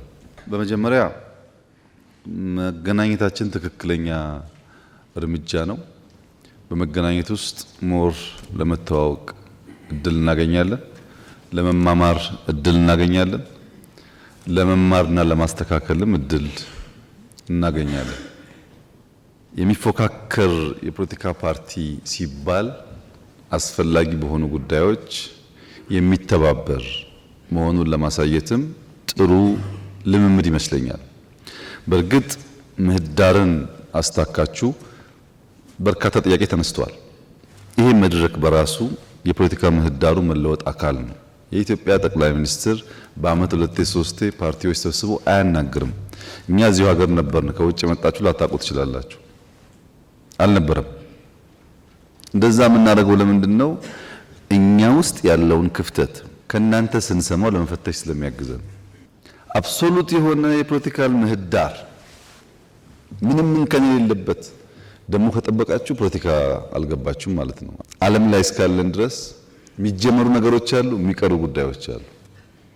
ሙሉ ንጹህ ነገር መጠበቅ ተገቢ አይደለም። በእኛ በኩል ግን የፖለቲካ ምህዳርን ማስፋት በሚመለከት ሁለት መሰረታዊ እሳቤዎች አሉ። አንደኛው ፉክክር ነው። ሁለተኛው ትብብር ነው። ጤናማ የሆነ ፉክክር እናደርጋለን ከፓርቲዎች ጋር፣ ትብብርም እናደርጋለን። ፉክክር ብቻ ከሆነ ወደ አጽናፍ የወጣ ወደ ግጭት የሚያመራ ወደ ጸብ የሚያመራ የማያግባባ ስለሚሆን መተባበር በሚገባን ጉዳይ እንተባበራለን፣ ልንፎካከርባቸው በሚገቡ ጉዳዮች ደግሞ እንፎካከራለን። ይህንን ባላንስ አድርገን ነው ምን ሄደው የብልጽግና እሳቤ እኔ መራው አድሚኒስትሬሽን እሳቤ በፉክክርና በትብብር መካከል ሚዛን መጠበቅ ያስፈልጋል። ሁሉን በፉክክር ብቻ ካደረግን ውጤታማ አንሆንም ብለን እናምናለን። ለምሳሌ ትብብር በሚመለከት መቼም ሁላችሁም በኢትዮጵያ ፖለቲካ ውስጥ እድሜው ቢለያይም ያሳለፋችሁ ሰዎች ናችሁ። አሁን ባለው አድሚኒስትሬሽን ከሚፎካከሩ ፓርቲዎች 273 ሰዎች በተለያየ ደረጃ በአመራር ተሳትፎ ይሰራሉ። 273 ሰዎች፣ 4 ሚኒስትሮች አሉ፣ 4 ገደማ ሚኒስትር ዴታዎች አሉ፣ የቢሮ ኃላፊዎች አሉ፣ በዞን በወረዳ የተካተቱ ሰዎች አሉ። 273 የሚፎካከሩ ፓርቲ አመራሮች አሳትፌ አብሬ እሰራለሁ ያለ መንግስት ለትብብር ቦታ እንዳለው በቂ ማሳያ ሊሆን ይችላል። ሰዎች የሚያዩት ፕሮፌሰር ብርሃኑን ወይም ዶክተር አረጋዊን ወይም ዶክተር በለጠን ብቻ ሊሆን ይችላል።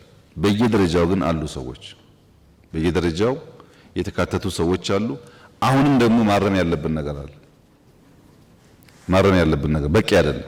የምንፈልገው እያካተትን የተሻለች ኢትዮጵያን መፍጠር ነው እንጂ የብልጽግና ኢትዮጵያ መፍጠር አይደለም። ዓላማው እሱ አይደለም።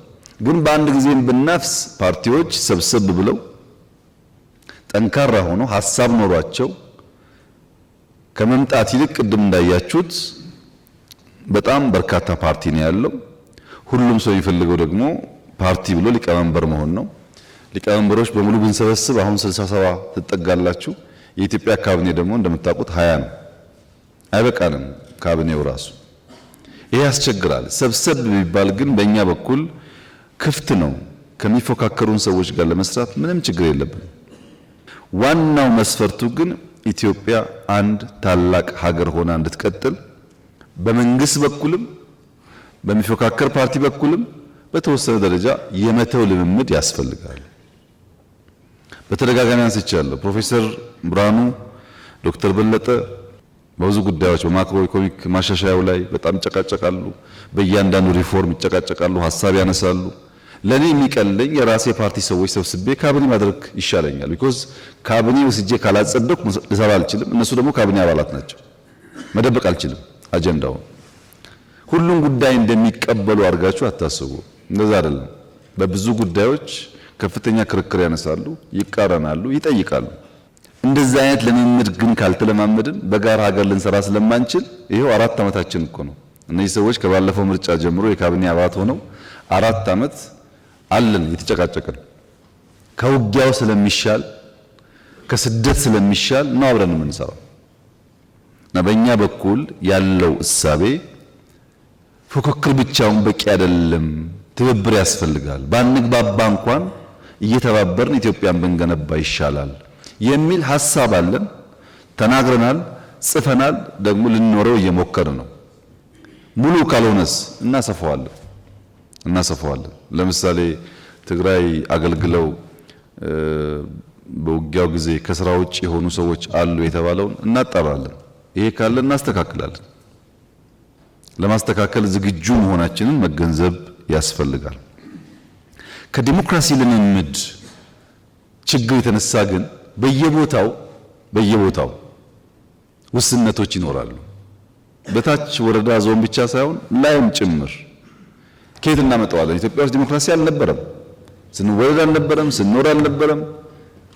ያልነበረን ነገር 100% ለምን አታደርገውም ብትሉ ያስቸግራል። እና ግን ለውጡን እያየን የሚጎለውን ነገር እየሞላን ብንሄድ ደግሞ የተሻለ ሀገር ለመፍጠር የሚያግዝ ይመስለኛል። ለምሳሌ በባለፈው ስንገናኝ በክልል በዞን ደረጃ ችግር አለብን ስላላችሁ ወዲያው ተነጋግረን ሁሉም ክልሎች ሁሉም ዞኖች እንዲያነጋግሯችሁ ተደርገዋል። ከ30 በላይ ኬዝ እንደተፈታ አውቃለሁ። በዛ ውይይት ምርጫ ቦርድ አፕላይ አድርጋችሁ ምርጫ ቦርድ የኛን ተሳትፎ ሲጠይቅ በሚኒስትርና ሚኒስትር ዴታ ብቻ ነው ውክልና የሰጠነው። እስከ ዞን ድረስ ታች ድረስ ስትከሱ ከዚህ ሚኒስትር ወይም ዴታ እየላክን ያ ጉዳይ እንዲጣራ ያደረግነው እንዳይታፈን ስለፈለግን ነው። እነዚህን ጉዳዮች ታነሳላችሁ ብዬ ጠብቄ ነበር። እንፈልጋለን፣ ጽፈናል፣ አሰልጥነናል፣ በእኛ ደረጃ ሞክረናል። በጎደለው ደግሞ እናንተን ስናገኛችሁ ግብአት እየወሰድን እያረምን ለመሄድ ነው ያለው ፍላጎት። ከባለፈው በዚህ ደረጃ አስታውሳለሁ። በአፋር፣ በሶማሌ፣ በኦሮሚያ፣ በቤኒሻንጉል ብዙ ማጣራት ስራዎች ሲሰሩ እንደነበር አውቃለሁ። አሁን የሚቀር ነገር ካለ ሲሚላርሊ እናጣራለን፣ ችግር የለም፣ እናስተካክላለን።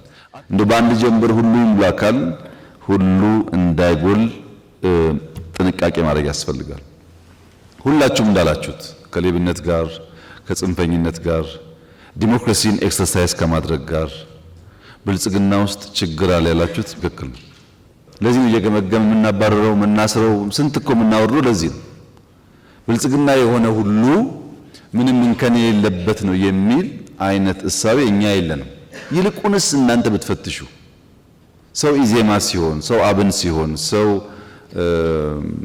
አረና ሲሆን፣ ሰው የሆነ ፓርቲ ሲሆን ተደብቄ እዛ ውስጥ አንድ እግሬ እዚህ አንድ እግሬ ጫካ ሊል እንደሚችል ሲጠይቁት በህግ ሲጠየቅ አረና ይሆናል ወይም የሆነ ፓርቲ ይሆናል ሲጠየቅ። ሌላ ጊዜ ግን የሚሰራው ከሌሎች ኃይሎች ጋር ነው። እኛም ውስጥ ኢንፊልትሬሽን አለ፣ እናንተም ውስጥ ኢንፊልትሬሽን አለ። እኛ ጋር ጠቁሙን፣ በማስረጃ እየገመገምን እርምጃ እንወስዳለን። እናንተም ስንጠቁማችሁ ግን ስሙ። እናንተም ስንይዝባችሁ ግን ለመፈተሽ ዝግጁ ሁኑ። ለዛ ለመፈተሽ ዝግጁ ካልሆናችሁ በቀር የምንፈልገውን ነገር አናመጣም። የከበደንን ነገር ማወቅ አለብን። ቀላሉን ነገር ሳይሆን የከበደንንና ማድረግ ያለብንን ነገር ማወቅ ያስፈልጋል። እና ምህዳርን በሚመለከት በፉክክርና ትብብር መካከል ቆመን የሚፎካከሩ ፓርቲዎች አሳትፈን የተሻለች ኢትዮጵያን መፍጠር ፍላጎታችን ነው ስንል ምህዳር ግን ለማን ይሰፋል የሚለውን ግን መጠየቅ አለብን። ሁላችን ለማን ነው ምህዳር የሚሰፋው? ይስፋ የሚባለው ምህዳር ሐሳብ አንግቦ ሐሳብ ሰንቆ ተደራጅቶ ሐሳቡን ሽጦ በፖለቲካ መድረክ ውስጥ ሚናውን ለመውጣት ለሚፈልግ ሰው ነው ወይስ ሐሳብና ነፍጥ ይዞ ሲፈልግ በነፍጥ ሲፈልግ በሐሳብ ለሚለው ነው? ይህን በደንብ ማየት ያስፈልጋል። ኢትዮጵያ ውስጥ ያለው የፖለቲካ ልምምድ ከተቻለ በኮሮጆ ካልተቻለ በካልቾ፣ ዋናው ነገር 4 ኪሎ ነው። ፖለቲካ ይህ ብቻ ነው። በኮሮጆም ይሁን በካልቾ የ4 ኪሎ ጉዳይ እስካልተመለሰ ድረስ ዲሞክራሲ ምህዳር ላለመቀበል ዝግጁ የሆነ በጣም ሰፊ ሰው ነው ያለው። እንደነዚህ አይነት ሰዎች ደግሞ እድሜ ልካቸውን ይደክማሉ ብዬ ነው የማስበው። መድከም የለባቸውም። አንደርስታንድ ማድረግ አለባቸው። አሁን ያለውን አውድ አይፈቅድም። እንደዛ ቶሎ ብለን አጀስት አድርገን በትክክለኛው መንገድ ህግን ተከትለን ፖለቲካ የምንጫወትበትን ነገር መፍጠር ያስፈልጋል። እና የትጥቅ ትግል የማድረግ መብት የሚባል ዴሞክራሲ ዓለም ላይ የለም። ዴሞክራሲ ማለት የምታከብረው ህግ ሲሆን ነው እንጂ ህጉን ሳታከብረው ህጉ ደግሞ እንዲያስከብርልህ መብት መጠየቅ ትክክል አይደለም። ይሄ የትርፍ ጊዜ ስራ አይደለም። በከፊል ፖለቲከኛ፣ በከፊል አሸባሪ፣ በከፊል ጋዜጠኛ፣ በከፊል አሸባሪ፣ በከፊል ብልጽግና፣ በከፊል አሸባሪ፣ እንደዛ አይቻልም። መምረጥ ነው። ይሄ የሚቀላቀልበት ልክ በጣም ሰፊ ነው። ኢትዮጵያ ውስጥ አንድ አባባል አለ። ከስጋው እጾማለሁ ከመረቁ አድርግልኝ የሚባል ነገር አለ። የሚጾም ሰው ከስጋውም ከመረቁም ነው የሚጾመው እንጂ ስጋውን ጾማለሁ መረቅ መረቁን አድርግልኝ ማለት ትክክለኛ አባባል እንዳልሆነ ሁሉ ሲመች በሰላም ሳይመች ሲቀር ደግሞ በኃይል እታገላለሁ ትክክለኛ ስላልሆነ እኛ ምንፈትሽ መረጃ ባገኘን ልክ እናጠራለን። እናንተም ውስጣችሁን አጥሩ። የጋራ ኃይል የፖሊሲ ዲፍረንስ ቢኖረውም በኢትዮጵያዊነትና ኢትዮጵያን በመገንባት እምብዛም የማይለያይ ኃይል ብንሆን ይሻላል። ይሄ መሆን የሚችለው ግን ብቸኛው ኃይል የመጠቀም ስልጣን የመንግስት እንደሆነ ካመን በኃይል ጉዳይ ማስፈጸም እንደምንችል እያሰብን ከሆነ አይሆንም። በሕገ መንግስቱ በብቸኝነት ኃይል መጠቀም ስልጣን የተሰጠው ለተመረጠ መንግስት ነው። ያንን መቀበል ያስፈልጋል። አሁን የኛ ነው፣ ነገ ደግሞ ስታሸንፉ የእናንተ ሊሆን ይችላል። አሁን በእኛ እጅ እያለ አክብሩት፣ በእናንተ ጊዜ ሲመጣ ደግሞ እኛም እንድናከብረው እንለማመደው። ያ ካልሆነ በቀር ሁላችንም እኩል በኃይል እርምጃ ለመውሰድ እየሞከርን የምናስበውን ዲሞክራሲ ኢትዮጵያ ውስጥ ልናመጣ አንችልም። ይሄን ከምህዳር አንጻር ብታስቡበት። ብዙውን ለማቀፍ እየሞከርን ነው። ችግር አለ ስትሉ ተወያይተን እየፈታን ነው። አቶ አደን ባለፉት 6 ወራት 2-3 እንዳገኟቸው አውቃለሁ። በክልልም ውይይት ነበረ። አሁን እናጠናክራለን። 100% ምላሽ ስለማናገኝ እየፈታን የምንሄድበትን መንገድ ብንፈጥር ምህዳሩ አሁን ብቻ ሳይሆን ለሚቀጥለው ምርጫም እየተሻለ እንደሚሆን ተስፋ አደርጋለሁ። የኛ ፍላጎት ከ6ኛው ሀገራዊ ምርጫ የተሻለ ዲሞክራሲያዊ ምርጫ ኢትዮጵያ ውስጥ ይደረጋል እናስባለን። ማን ይመረጣል የሚለውን የሚያውቀው ህዝቡ ቢሆንም በእኛ እምነት ግን የተሻለ ኢንክሉሲቭ ነገር ይፈጠራል ብለን እናስባለን። ያ እንዲሆን በእናንተ በኩል የምንፈልገው ቅድም እንዳልኩት ሰብሰብ ብላችሁ ጠንከር ብትሉ፣ በእኛ በኩል መተው ያለብን መደገፍ ያለብን ነገር ካለ እኛም ለማድረግ ዝግጁ ነን። እኛን እንወዳደራለን። ብልጽግና የሚወዳደረው ለማሸነፍ ነው ህልሞች ስላሉት። ግን ብልጽግና ብቻ የሚይዘው መንግስት፣ ብልጽግና ብቻ የሚይዘው ፓርላማ ለኢትዮጵያ ዲሞክራሲ ይጠቅማል ደግሞ አናምንም። እኛ እንደዛ አናምንም። እኛ ማሸነፍ እንደምንፈልገው ሁሉ የሚፎካከሩ ፓርቲዎችን ቢሳተፉ ይጠቅማል ብለን እናስባለን። ይህን ስለምናስብ ይሄ እንዲሳካ ማክሲመም ጥረት እናደርጋለን። የእናንተን ድጋፍ ግን እንፈልጋለን። ካልደገፋችሁን ልንቸገር እንችላለን። ምክንያቱም በላይ ብንስማማም ታች ሲሄድ እንደምታውቁት የጎሳም የምናምን ጉዳይ ስላለ ነገር እንዳይበላሽ ከወዲሁ አመት አለን። ምንከራከርበት እንከራከራለን። ምንስማማበትን ደግሞ የተስማማን እየለየን አብረን ብንሰራ ፓርላማው ኢንክሉሲቭ ይሆናል። መንግስቱም ካሁን በላይ የተሻለ ኢንክሉሲቭ መንግስት ይሆናል። ይሄ ደግሞ ለኢትዮጵያ ይጠቅማል። በዚህ መንገድ ለማየት ብንሞክር ይሻላል።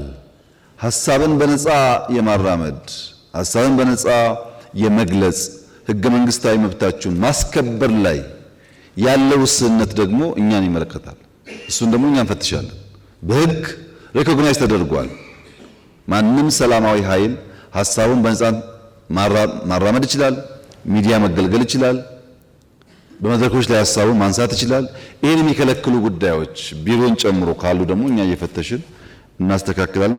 አቅም በፈቀደ መጠን አብዛኛውን ችግሮች ፈተን የተሻለ ምርጫ ለማድረግ ከእናንተ ጋር እንሰራለን።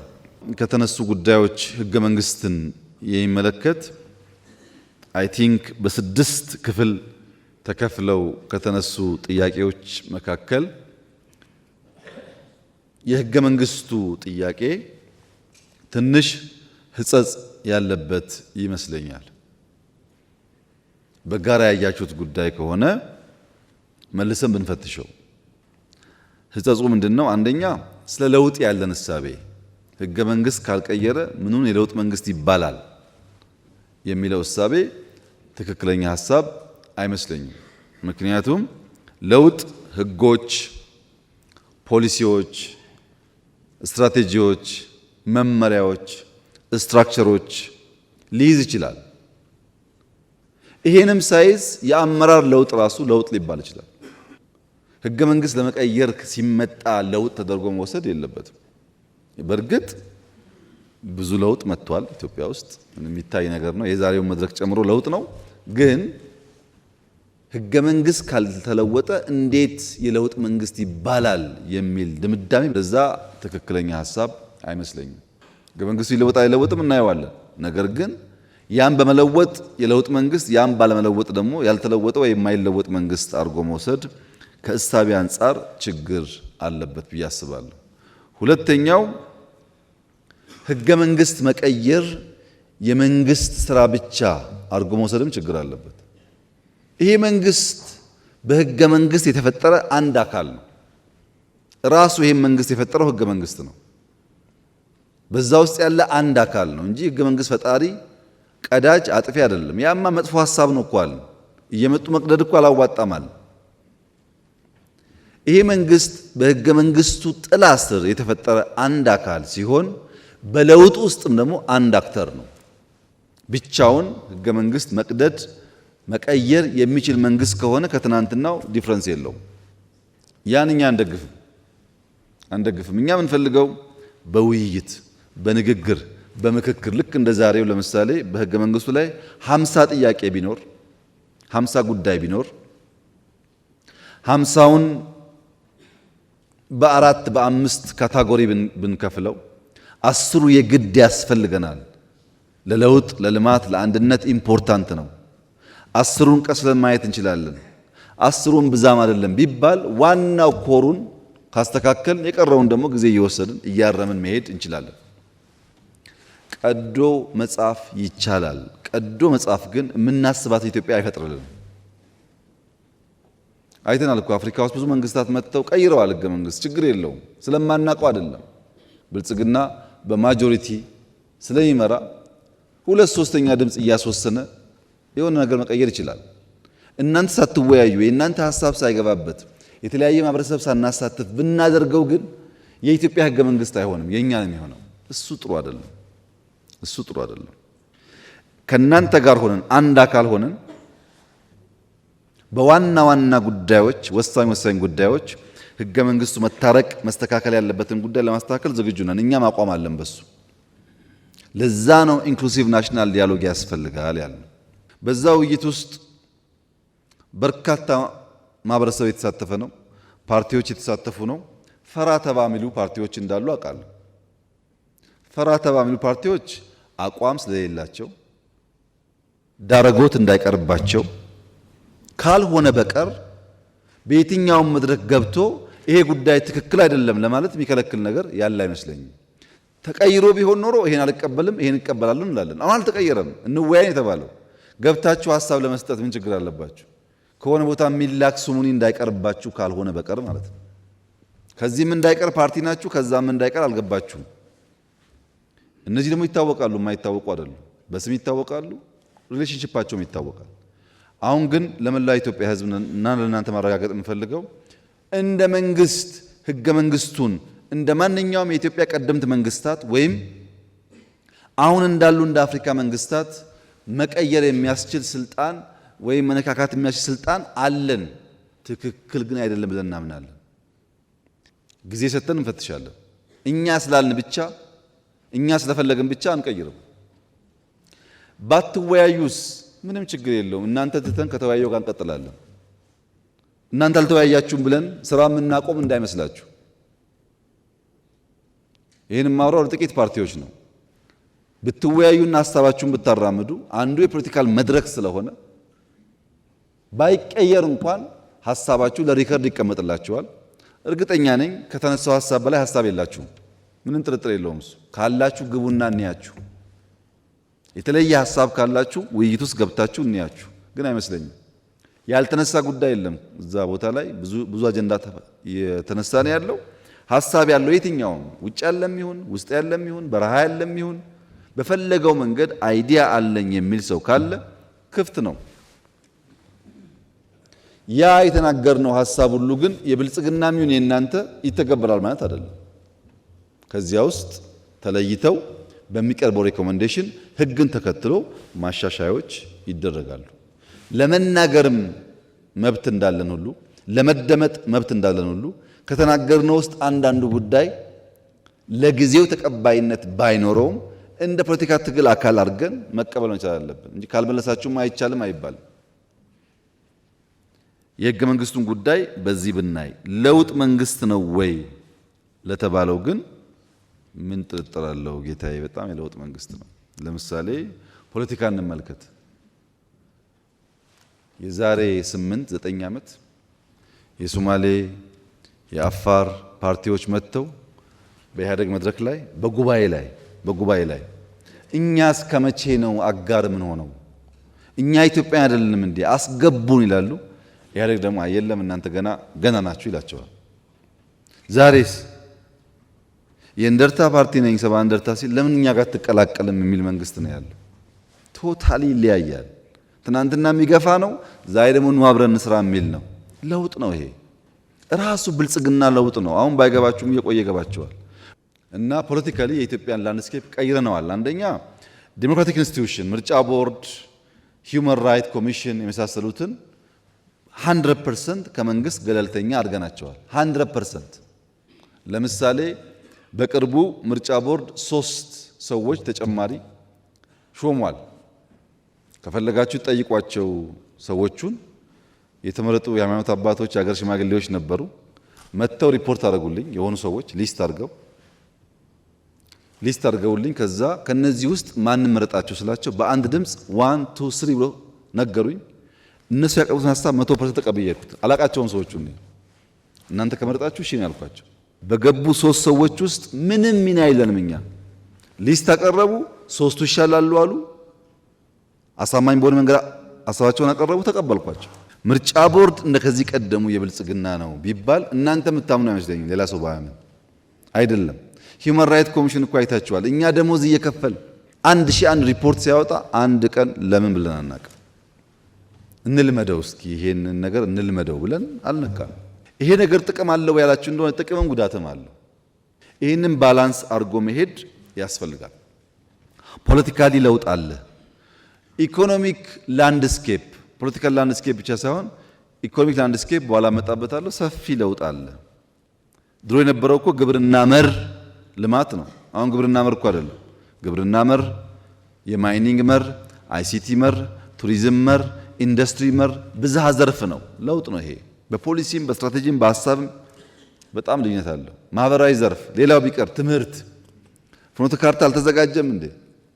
የፈተና ስርዓት የፈተና ክፍል ደረጃ አልተቀየረም? ብዙ ለውጥ እኮ አለ በሁሉም ሴክተር። ያ ስላለ ሪፎርም በራሱ ኢትዮጵያ ውስጥ የደርግ መንግስት ሲመጣ የኃይለ ሥላሴ መንግስት እንደ ስርዓት ማፍረስ ብቻ ሳይሆን በርከት ያሉ ሲኒየር አመራሮች ካልሞቱ በቀር መቀጠል አልችልም ብሎ በአንድ ጀንበር ገሎ ከሻለቃ በላይ ያለ ማንኛውም ሰው አያስፈልገኝም ብሎ አስወግዶ ነው ሬቮሉሽን የቀጠለው።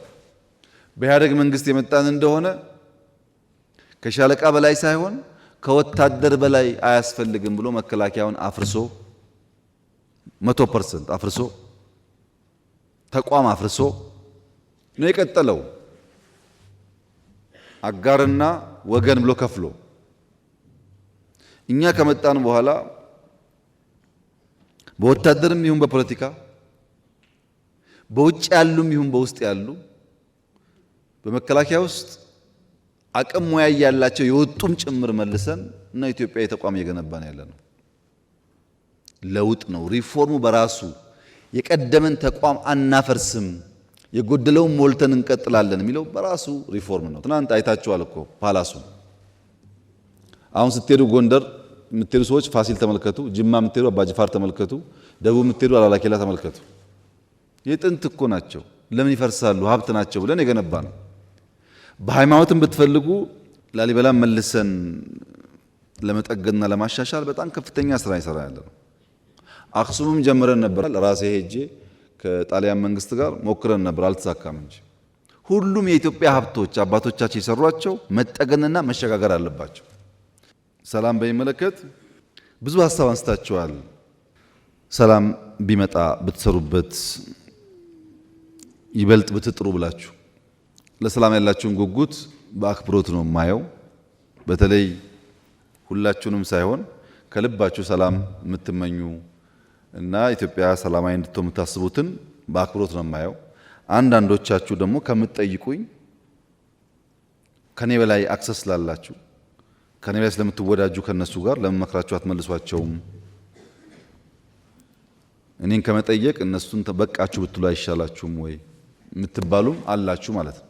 ኢትዮጵያ ውስጥ ያለው የሰላም ችግር መነሾ ፋውንዴሽኑ ግን ምንድን ነው ያላችሁ እንደሆነ ፍላጎትን በኃይል የማስፈጸም ኋላ ቀር እሳቤ ነው። ያ ፍላጎት ፖለቲካም ሊሆን ይችላል። ያ ፍላጎት ኢኮኖሚ ሊሆን ይችላል። ልክ ሲፈልግ ሰውየው ፖለቲካ ካላነገትኩ በስተቀር ክላሽ ፍላጎቴ አይሳካልኝም ብሎ ያስባል። ጥቅም ከሆነም ፖለቲካውን ሸፍኖ ካላገትኩ በስተቀር በክላሽ ብሎ ያስባል። ይሄ ፍላጎትን በኃይል ለማስፈጸም የሚደረግ ጥረትና ሙከራ ብዙ ዋጋ እያስከፈለ ነው። ይሄን ነገር በጋራ ማስቆም ያስፈልጋል። የተለየ ሀሳብ ያለው ሰው ሁሉ የግድ ውጊያ መግባት የለበትም። በዚህ መንገድ ሀሳቡን ማራመድ ስለሚችል በኢትዮጵያ ባህል ውስጥ ሁለት አይነት ኋላ ቀር እሳቤዎች አሉ። ዋና ፋውንዴሽን ፍላጎትን በኃይል ማስፈጸም ነው ካልኳችሁ በኋላ ሁለት ከዚህ ጋር የሚያያዙ ችግሮች አሉ። አንደኛ አልጋው አልጠናም፣ አልጋው ሳይጠና ነቅንቀው የሚባል በሽታ አሁን አይምሰላችሁ፣ የቆየ ነው። አልጋው አልጠናም እነቅንቀው ደግሞ የሚባለው በሀገር ሰው ብቻ አይደለም፣ ከብዙ ሰዎች ጋር ባንዳ እየተኮነ አጼ ዮሐንስ፣ አጼ ምኒልክ፣ አጼ ቴዎድሮስ ታሪካቸውን ብታዩ ይሄ ነው። አልጋ አልጸናም ነቀንቃለሁ እያለ ይቀጠራል፣ ሌላ ቦታ ይቀጠራል። አንዳንዶቹ ሞተዋል፣ አንዳንዶቹ ተቸግረዋል፣ አንዳንዶቹ መከራ አይተዋል። ያም ሆኖ ኢትዮጵያ ተጎድታለች ሲደመር። አሁንም ያለው ገና ናቸው አልጸኑምና አሁን ነው መነቅነቅ ጊዜው አሁን ነው በሚል ለብዙ ሀገራት የተቀጠሩ ወንድሞቻችን አሉ። የኢትዮጵያን ናሽናል ኢንትረስት የኢትዮጵያን ናሽናል ደህንነት ከመጠበቅ ይልቅ ለሌላ አገር መቆም የመረጡ ሰዎች አሉ። ለምን አልጋው አልጸናምና አሁን ነው የምንነቀንቀው ብለው። ሁለተኛው ደግሞ የፖለቲካ ንግድ ነው፣ መብት ሽፋን ነው። ለምሳሌ የኦሮሞ መብት አልተከበረም ብሎ ክላሽ ይይዛል። ግን ኦሮሞ ያግታል፣ ኦሮሞ ይዘርፋል፣ ኦሮሞ ይገላል። ያ ሽፋን ነው። ዋናው ፍላጎት ጥቅም ነው፣ ንግድ ነው፣ ዘረፋ ነው። የታጋይ ዘራፊ ማለት ነው። ሽፍታ ድሮም ነበር። የአሁኑ ደግሞ በዚያ መልክ ራሱን አሻሽሎ እርስ በርሱ የማይተዋወቅ ግሩፕ ራሱ አንድ ግሩፕ ጅማ፣ አንድ ግሩፕ ወለጋ፣ አንድ ግሩፕ ሸዋ ቢሆን በአንድ ስም ይጠራል፣ ግን ዘራፊ ነው፣ አጋች ነው። ለምን እንደዛ ሆነ ያላችሁ እንደሆነ ህዝባዊነትና ህዝበኝነት ተቀላቀለ ኢትዮጵያ ውስጥ። ትምህርት ቤት ማሰራት ለህዝብ ብዬ ነው፣ ትምህርት ቤት ማፍረስም ለህዝብ ብዬ ነው፣ አስተማሪ ማገት ለህዝብ ብዬ ነው። ትግል ነው። ማዳበሪያ አርሶ አደሩ ጋር እንዳይደርስ መንገድ መዝጋት ትግል ነው። ከዚያ ደግሞ መንግስት ማዳበሪያ አልሰጠም ብሎ መጮህ ትግል ነው። እንደገና ህዝበኝነትና ህዝባዊነት ድንበር ስተው ሲቀላቀሉ ሌባውና ጨዋው እኩል የሚጮሁበት አገር ሆነ። የሚሰራውና የማይሰራው እኩል የሚጮሁበት አገር ሆነ። በእያንዳንዱ ኢትዮጵያ ውስጥ ባሉ ጥፋት አይታችሁ ከሆነ ቆስቋሹ ራሱ ዋናው የጉዳዩ አቀንቃኝ ሆኖ ይነሳል። ይሄን ለመገንዘብ እናንተ በቂ ልምድ አላችሁ ብዬ ተስፋ አደርጋለሁ። እነማን እየረበሹ መልሰው ኢሹ እንደሚያነሱ ታውቃላችሁ። ይሄን በእኛ ውስጥ ያለውን ማክሲመም ለመፈተሽ እየሞከርን ነው። አሉ እኛ ውስጥ ያልኳችሁ ሰዎች፣ እናንተም ውስጥ ግን ፈትሹ። ሰላማዊ መንገድ ነው የሚያዋጣን። ብንጋደል ዋጋ የለውም። ጥቅም ፍላጎት ካለን ኢትዮጵያ ማልማት ነው የሚያዋጣን። በግል የምናገኘው ጥቅም ለጊዜው ነው አይዘልቅም ብለን የምናምን እንድንሆን 100% ይሄ ሁሉ ፖፑሌሽን በዚህ እሳቤ ላይ አንድ ማድረግ ባይቻልም ቢያንስ ፖለቲካ የምንመራ ሰዎች ብንግባባና በጋራ ብንሰራበት ለውጥ ሊመጣ ይችላል። በጋራ ለመስራት ግን ዝግጁ መሆን ያስፈልጋል። ትግራይን በሚመለከት በርካታ ጉዳይ ተነስቷል። በመጀመሪያ የተፈናቀሉ ሰዎች መመለስን በሚመለከት 100% ዝግጁ ነን። እኛ 100% ነበርን ነን። ራያ እኮ መልሰናል። ራያ ተመልሰዋል የተፈናቀሉ ሰዎች። ወልቃይትም እንደዛ አይነት ፍላጎት ነው ያለን። ከጊዜያዊ መንግስቱ ጋር የተነጋገርን ነው። በእኛ በኩል እነዚያ ዜጎች ለፖለቲካ ፍጆታ መጠቀሚያ ሳይሆኑ ቦታቸው ቢመለሱ ከማንም በላይ ኢትዮጵያ ታተርፋለች። በእኛ በኩል አንዴ አይደለም 10 ጊዜ ነው እቅድ ያወጣነው እና የትግራይ ጉዳይ ብዙ የማይገደን የማያሳስበን አይምሰላችሁ። ያስጨነቀን ጉዳይ ግን በግልጽ እንድታቁት ትንሽ ዘመን ተቀይሯል። የዛሬ 4 ዓመት 5 ዓመት የነበረን የውጊያ አቅም የነበረን ቴክኖሎጂ እና ዛሬ ትንሽ ይለያያል እና በተቻለ መጠን ማክሲመም ውጊያ ብናስቀር ይሻላል። ለምን እንደምታውቁት በባለፈው ውጊያ ያኔም ተናግሬያለሁ። ከትግራይ ወጣቶች ከትግራይ እናቶች በላይ የተጎዳ ሰው የለም እና የሚያስገድሉ ሰዎች ይፎክራሉ። እንደምታውቁት አስገዳዮች ይፎክራሉ።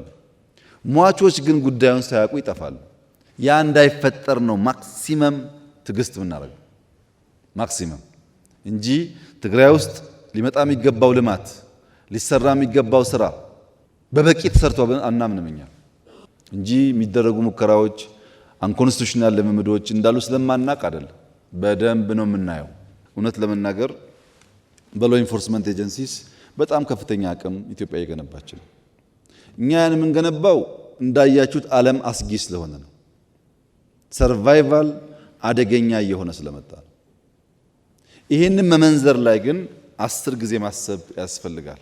ኢኮኖሚ በሚመለከት በጣም ብዙ ጥሩ ሀሳብ ተነስቷል። እነሱን እንዳለ እናያቸዋለን። ግን እናንተ መገንዘብ ያለባችሁ ያልተገደበ ህልም በተገደበ ሲዝን ነው ያለን። ህልማችን ትልቅ ነው፣ ሲዝኑ ግን ትንሽ ነው።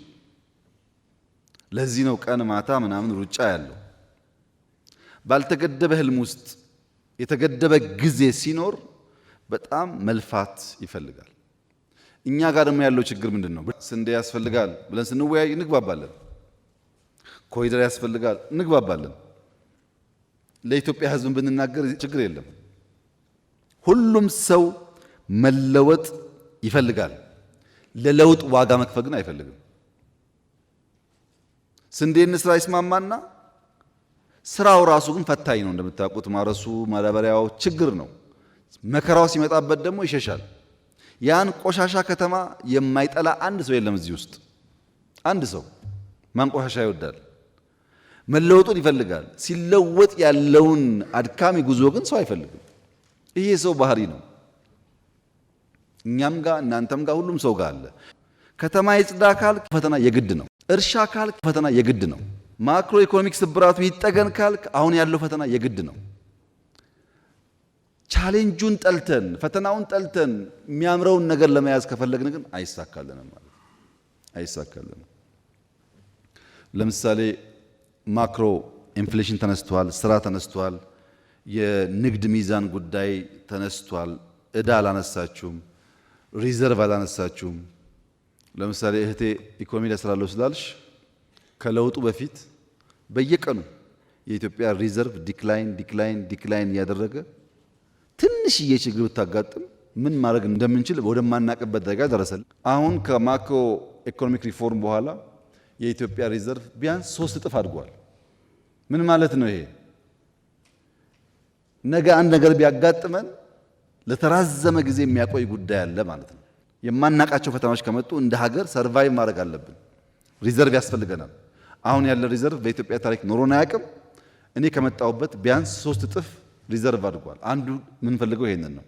ሁለተኛ ኤክስፖርት፣ ባለፈውም ተናግሬዋለሁ። የኢትዮጵያ ኤክስፖርት ከ8 ቢሊዮን ያልፋል በዚህ ዓመት።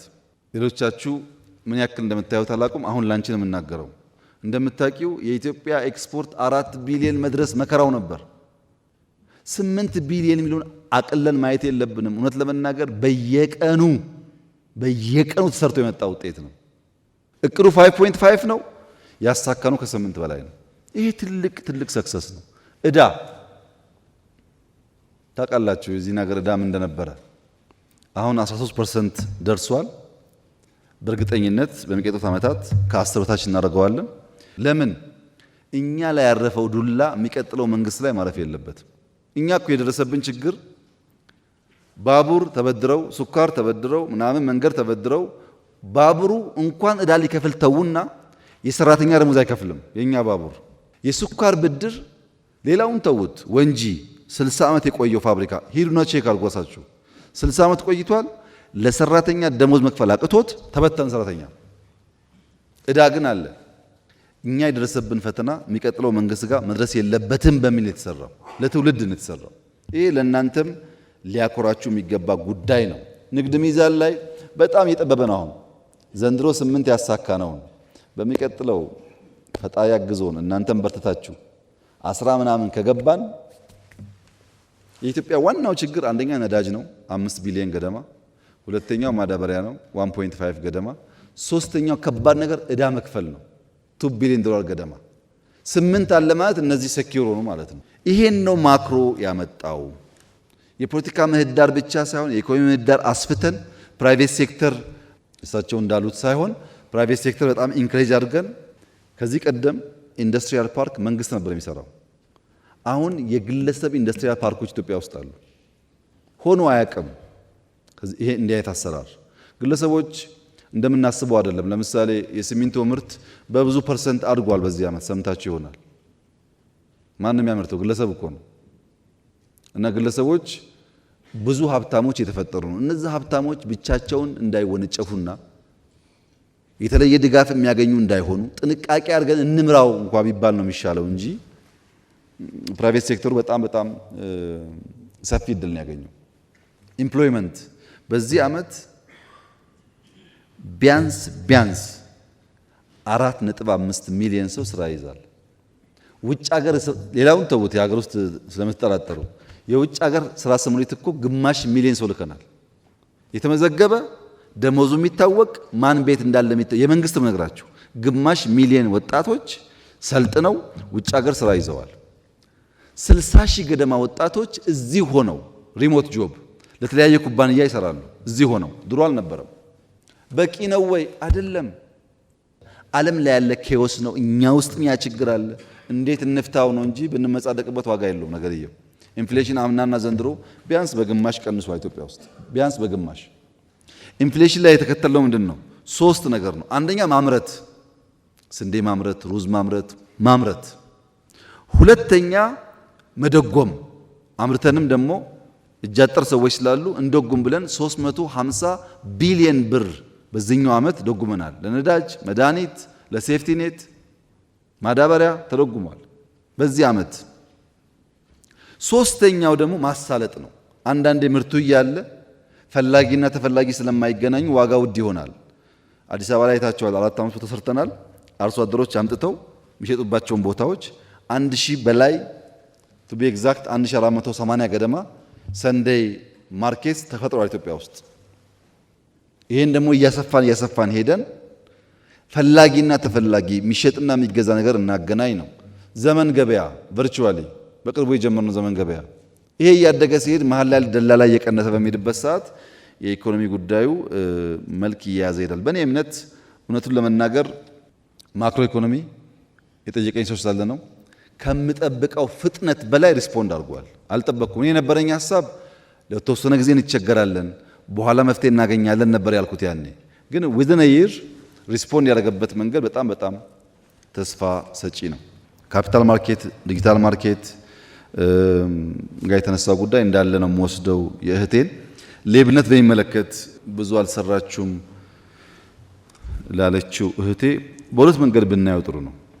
እኔ ሁልጊዜ እንደምናገረው በእርግጠኝነት መንግስታዊ ሌብነት የለም። ይሄን ማው ለፖለቲካ ነው፣ ከልቤ ነው የምናገረው። መንግስታዊ ሌብነት የለም። ነገር ግን ሌብነት እንደምታውቂው ውስብስብ ነገር ነው። ግለሰቦች በምን ደረጃ እንደሚያጭበረብሩ ድረት ነፍቶ መናገር አይቻልም። እኔ ሁልጊዜ የምናገረው በማህበር ተወያይተን በቃ አሁን ወርቅ 3 ኩንታል ነው አንዷን እንደብቅ አንልም። እንደዛ የለም። እንደ መንግስት የለም አልኩ እንጂ እንደ ሀገር በግለሰብ ደረጃ ሌብነት የለም አላልኩም። አንድ ሁለተኛ እሱንም ባላንስ አድርጎ ማየት ያስፈልጋል። በተለይ ታች ዝቅ እያልን ስንሄድ ለመታወቂያ ለሆነ ለቅጣት ለግብር እየተባለ ስለበዛብን ነው መሶብ ያልነው እኮ። ግለሰቡ ጋር ዲል ማድረግ ስለማንችል ሲስተም እንስራ። ሰጪውና ተቀባዩ ካልተገናኘ ነው እንጂ ያ ነገር የሚሳካው በፍጹም ሰው ኦሪየንት አድርጎ ሰው መክሮ አሰልጥኖ አትስራቅ ማለት ብዙ የሚሳካ አልመሰለኝም። ለእናንተም ስትመጡ መንግስት ስትሆን ያስቸግራቸዋል። መፍትሄው ሲስተም ነው። አሁን መሶብ ተሰርቷል በየቦታው ሐዋሳ ላይ፣ አርባ ምንጭ ላይ፣ ጅማ ላይ፣ ባህር ዳር ላይ እናስፋፋዋለን፣ ጀምረናል። መሬት ለምሳሌ እዚህ አዲስ አበባ ዙሪያ እስከ አዳማ ድረስ ኦልሞስት ፉሊ ኦቶሜት ተደርጓል እኮ። ድሮ በጂኦስፓሻል ማድረግ አይቻልም፣ አሁን ሆኗል። ያን ለመፍታት መፍትሄው ሲስተም ነው። ሲስተም ጀምረናል። ያን እየፈታን እንሄዳለን። ሀብታም ኢንቨስተር በሚመለከት የኢትዮጵያ ቦታ መሸጥ የተባለው የኢትዮጵያ ሕገ መንግስት መሬት መሸጥ መለወጥ አይፈቅድም። ለውጭም ይሁን ለውስጥ አይፈቀድም። ከየት እንደመጣ ሀሳቡ አልገባኝ። እኛ የፈቀድነው በሪል ስቴት በሊዝ ቤት መግዛት እንዲቻል ነው።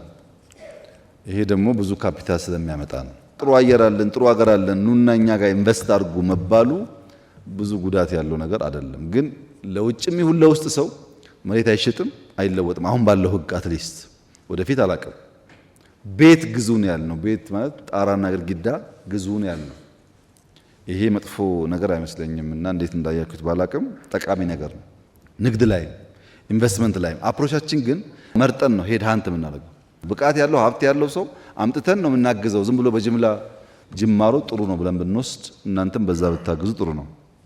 ትምህርት በሚመለከት፣ ሴቶች በሚመለከት፣ ስልጠና በሚመለከት ብዙ ስራ የተሰራ ያለው ጊዜ ሲኖራችሁ ራሱ የትምህርት ሚኒስቴር ሊያስረዳችሁ ይችላል። በሪፎርሙ በትምህርት ቤት ግንባታው በተለይ ኤርሊ ቻይልድ ኤጁኬሽን ተብሎ ከ30 ሺህ በላይ መዋዕለ ሕጻናት ተገንብቷል።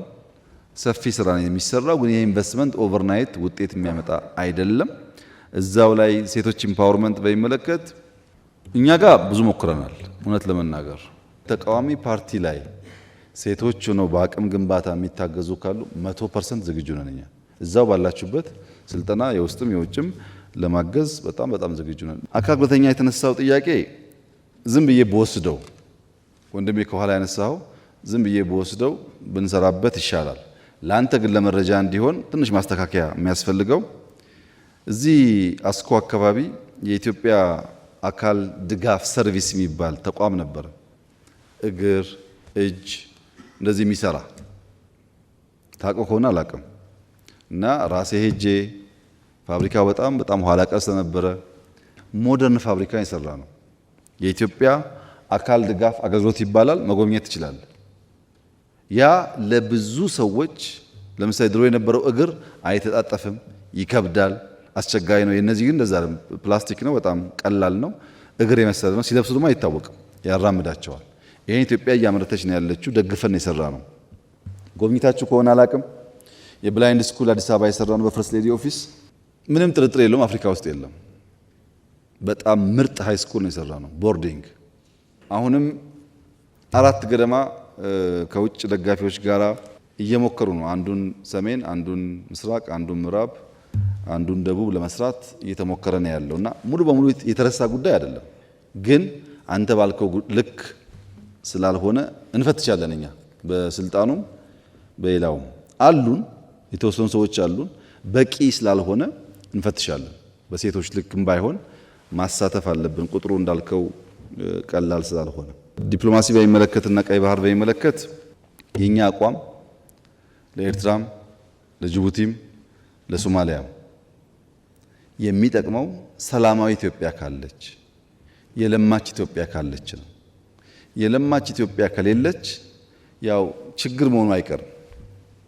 ኢትዮጵያ ትልቅ ሀገር ናት። ትልቅ ፖፑሌሽን ነው። ትልቅ አቅም አለው።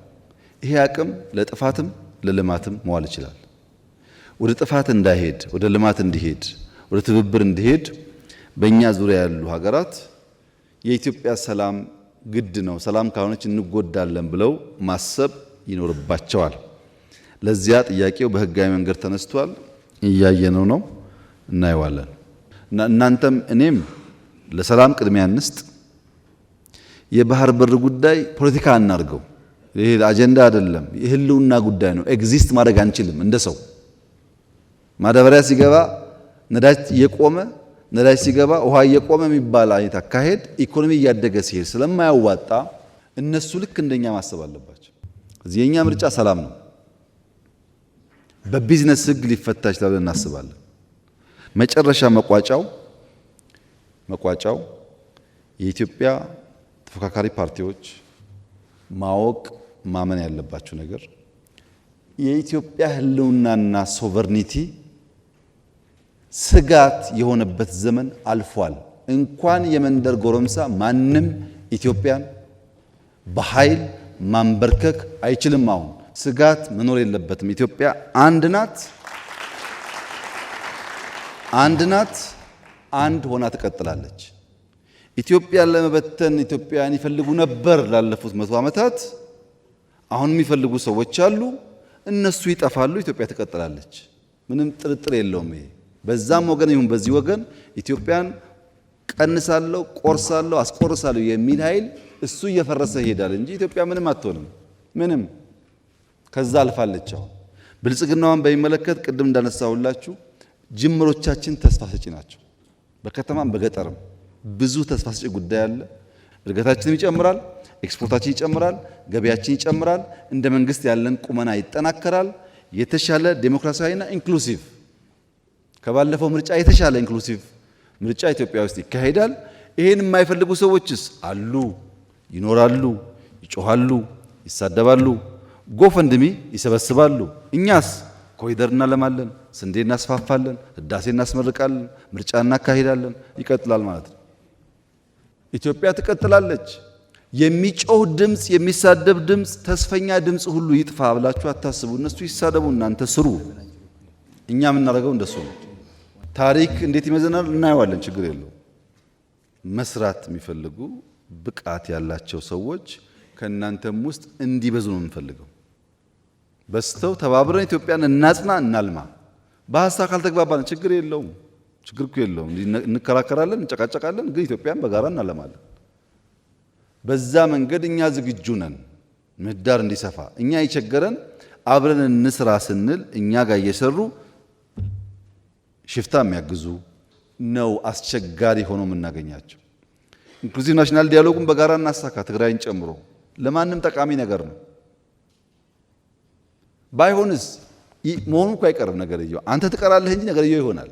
ከምትቀር ሐሳብህን አስደምጠህ ከምትናገረው 10 2 3 እንኳን ተቀባይነት ካገኘ ድል ነው ማለት ነው። በዚያ መንፈስ ሁሉም ሰው በንግግሩም ይሳተፍ። በሚቀጥለው ምርጫ ተጠናክራችሁ ተሰባስባችሁ ማክሲመም ድጋፍ እናደርጋለን። አብረን በሰላማዊ መንገድ እንታገላለን። አሁን ደግሜ ማረጋግጥላችሁ ነገር ባለፈውም ብያችኋለሁ። አብላጫ ሲት በፓርላማ ካገኙ እመኑኝ 97 ኢትዮጵያ ውስጥ አይደገምም። አመስግነን ሰተን የምንሄደው እኛ አይደገምም እሱ። እናንተ ግን አሁን ባላችሁበት ሁኔታ ያን ነገር ማሳካት ስለሚያስቸግር ሰብሰብ ማለትን እመኑ። 10ም አገኙ 20ም አገኙ እኛ ካሸነፍን አብረናችሁ እንሰራለን። ካሸነፋችሁ እንሰጣችኋለን። በምን? በሰላማዊ ምርጫ። ወይ ተሸንፋችሁ አብሮ ለመስራት ተዘጋጁ፣ ወይ አሸንፋችሁ በሰላም ለመቀበል ተዘጋጁ። ከዚህ ውጭ ያለው ምርጫ ብዙ አያዋጣም። ኢትዮጵያ አሁን በሽፍታ በክላሽ በምናምን አልፈናል። ከዛ 100 ዓመት ቢታገል ማንም ሰው በክላሽ አያሸንፈንም። 100 ዓመት ጥቅም የለውም። ከመጡስ እንቀበላለን። ለምን? ለኢትዮጵያ ሰላም ሲባል። ቤኒሻንጉል ተቀብለናል፣ ታውቃላችሁ። አፋር ተቀብለናል። አልመጣም ካለስ በጋራ ሆነን እኛ በህግ እንታገል።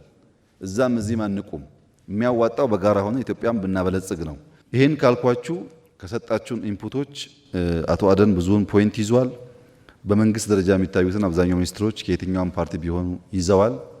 በየዞኖቻችሁ ያሉትን ችግሮች ከክልል አመራሮች ጋር እነጋገራለን። ማክሲመም ለመፍታት እንሞክራለን። የጎደለ ደግሞ ካለ በሚቀጥለው ስንገናኝ ተወያይተን እንፈታለን። በዚሁ መንፈስ ቀጣዩ ምርጫም የተሳካ እንዲሆን ኢትዮጵያ ብልጽግና የተሳካ እንዲሆን በጋራ እንድንሰራ አደራላችሁ ፈልጋለሁ።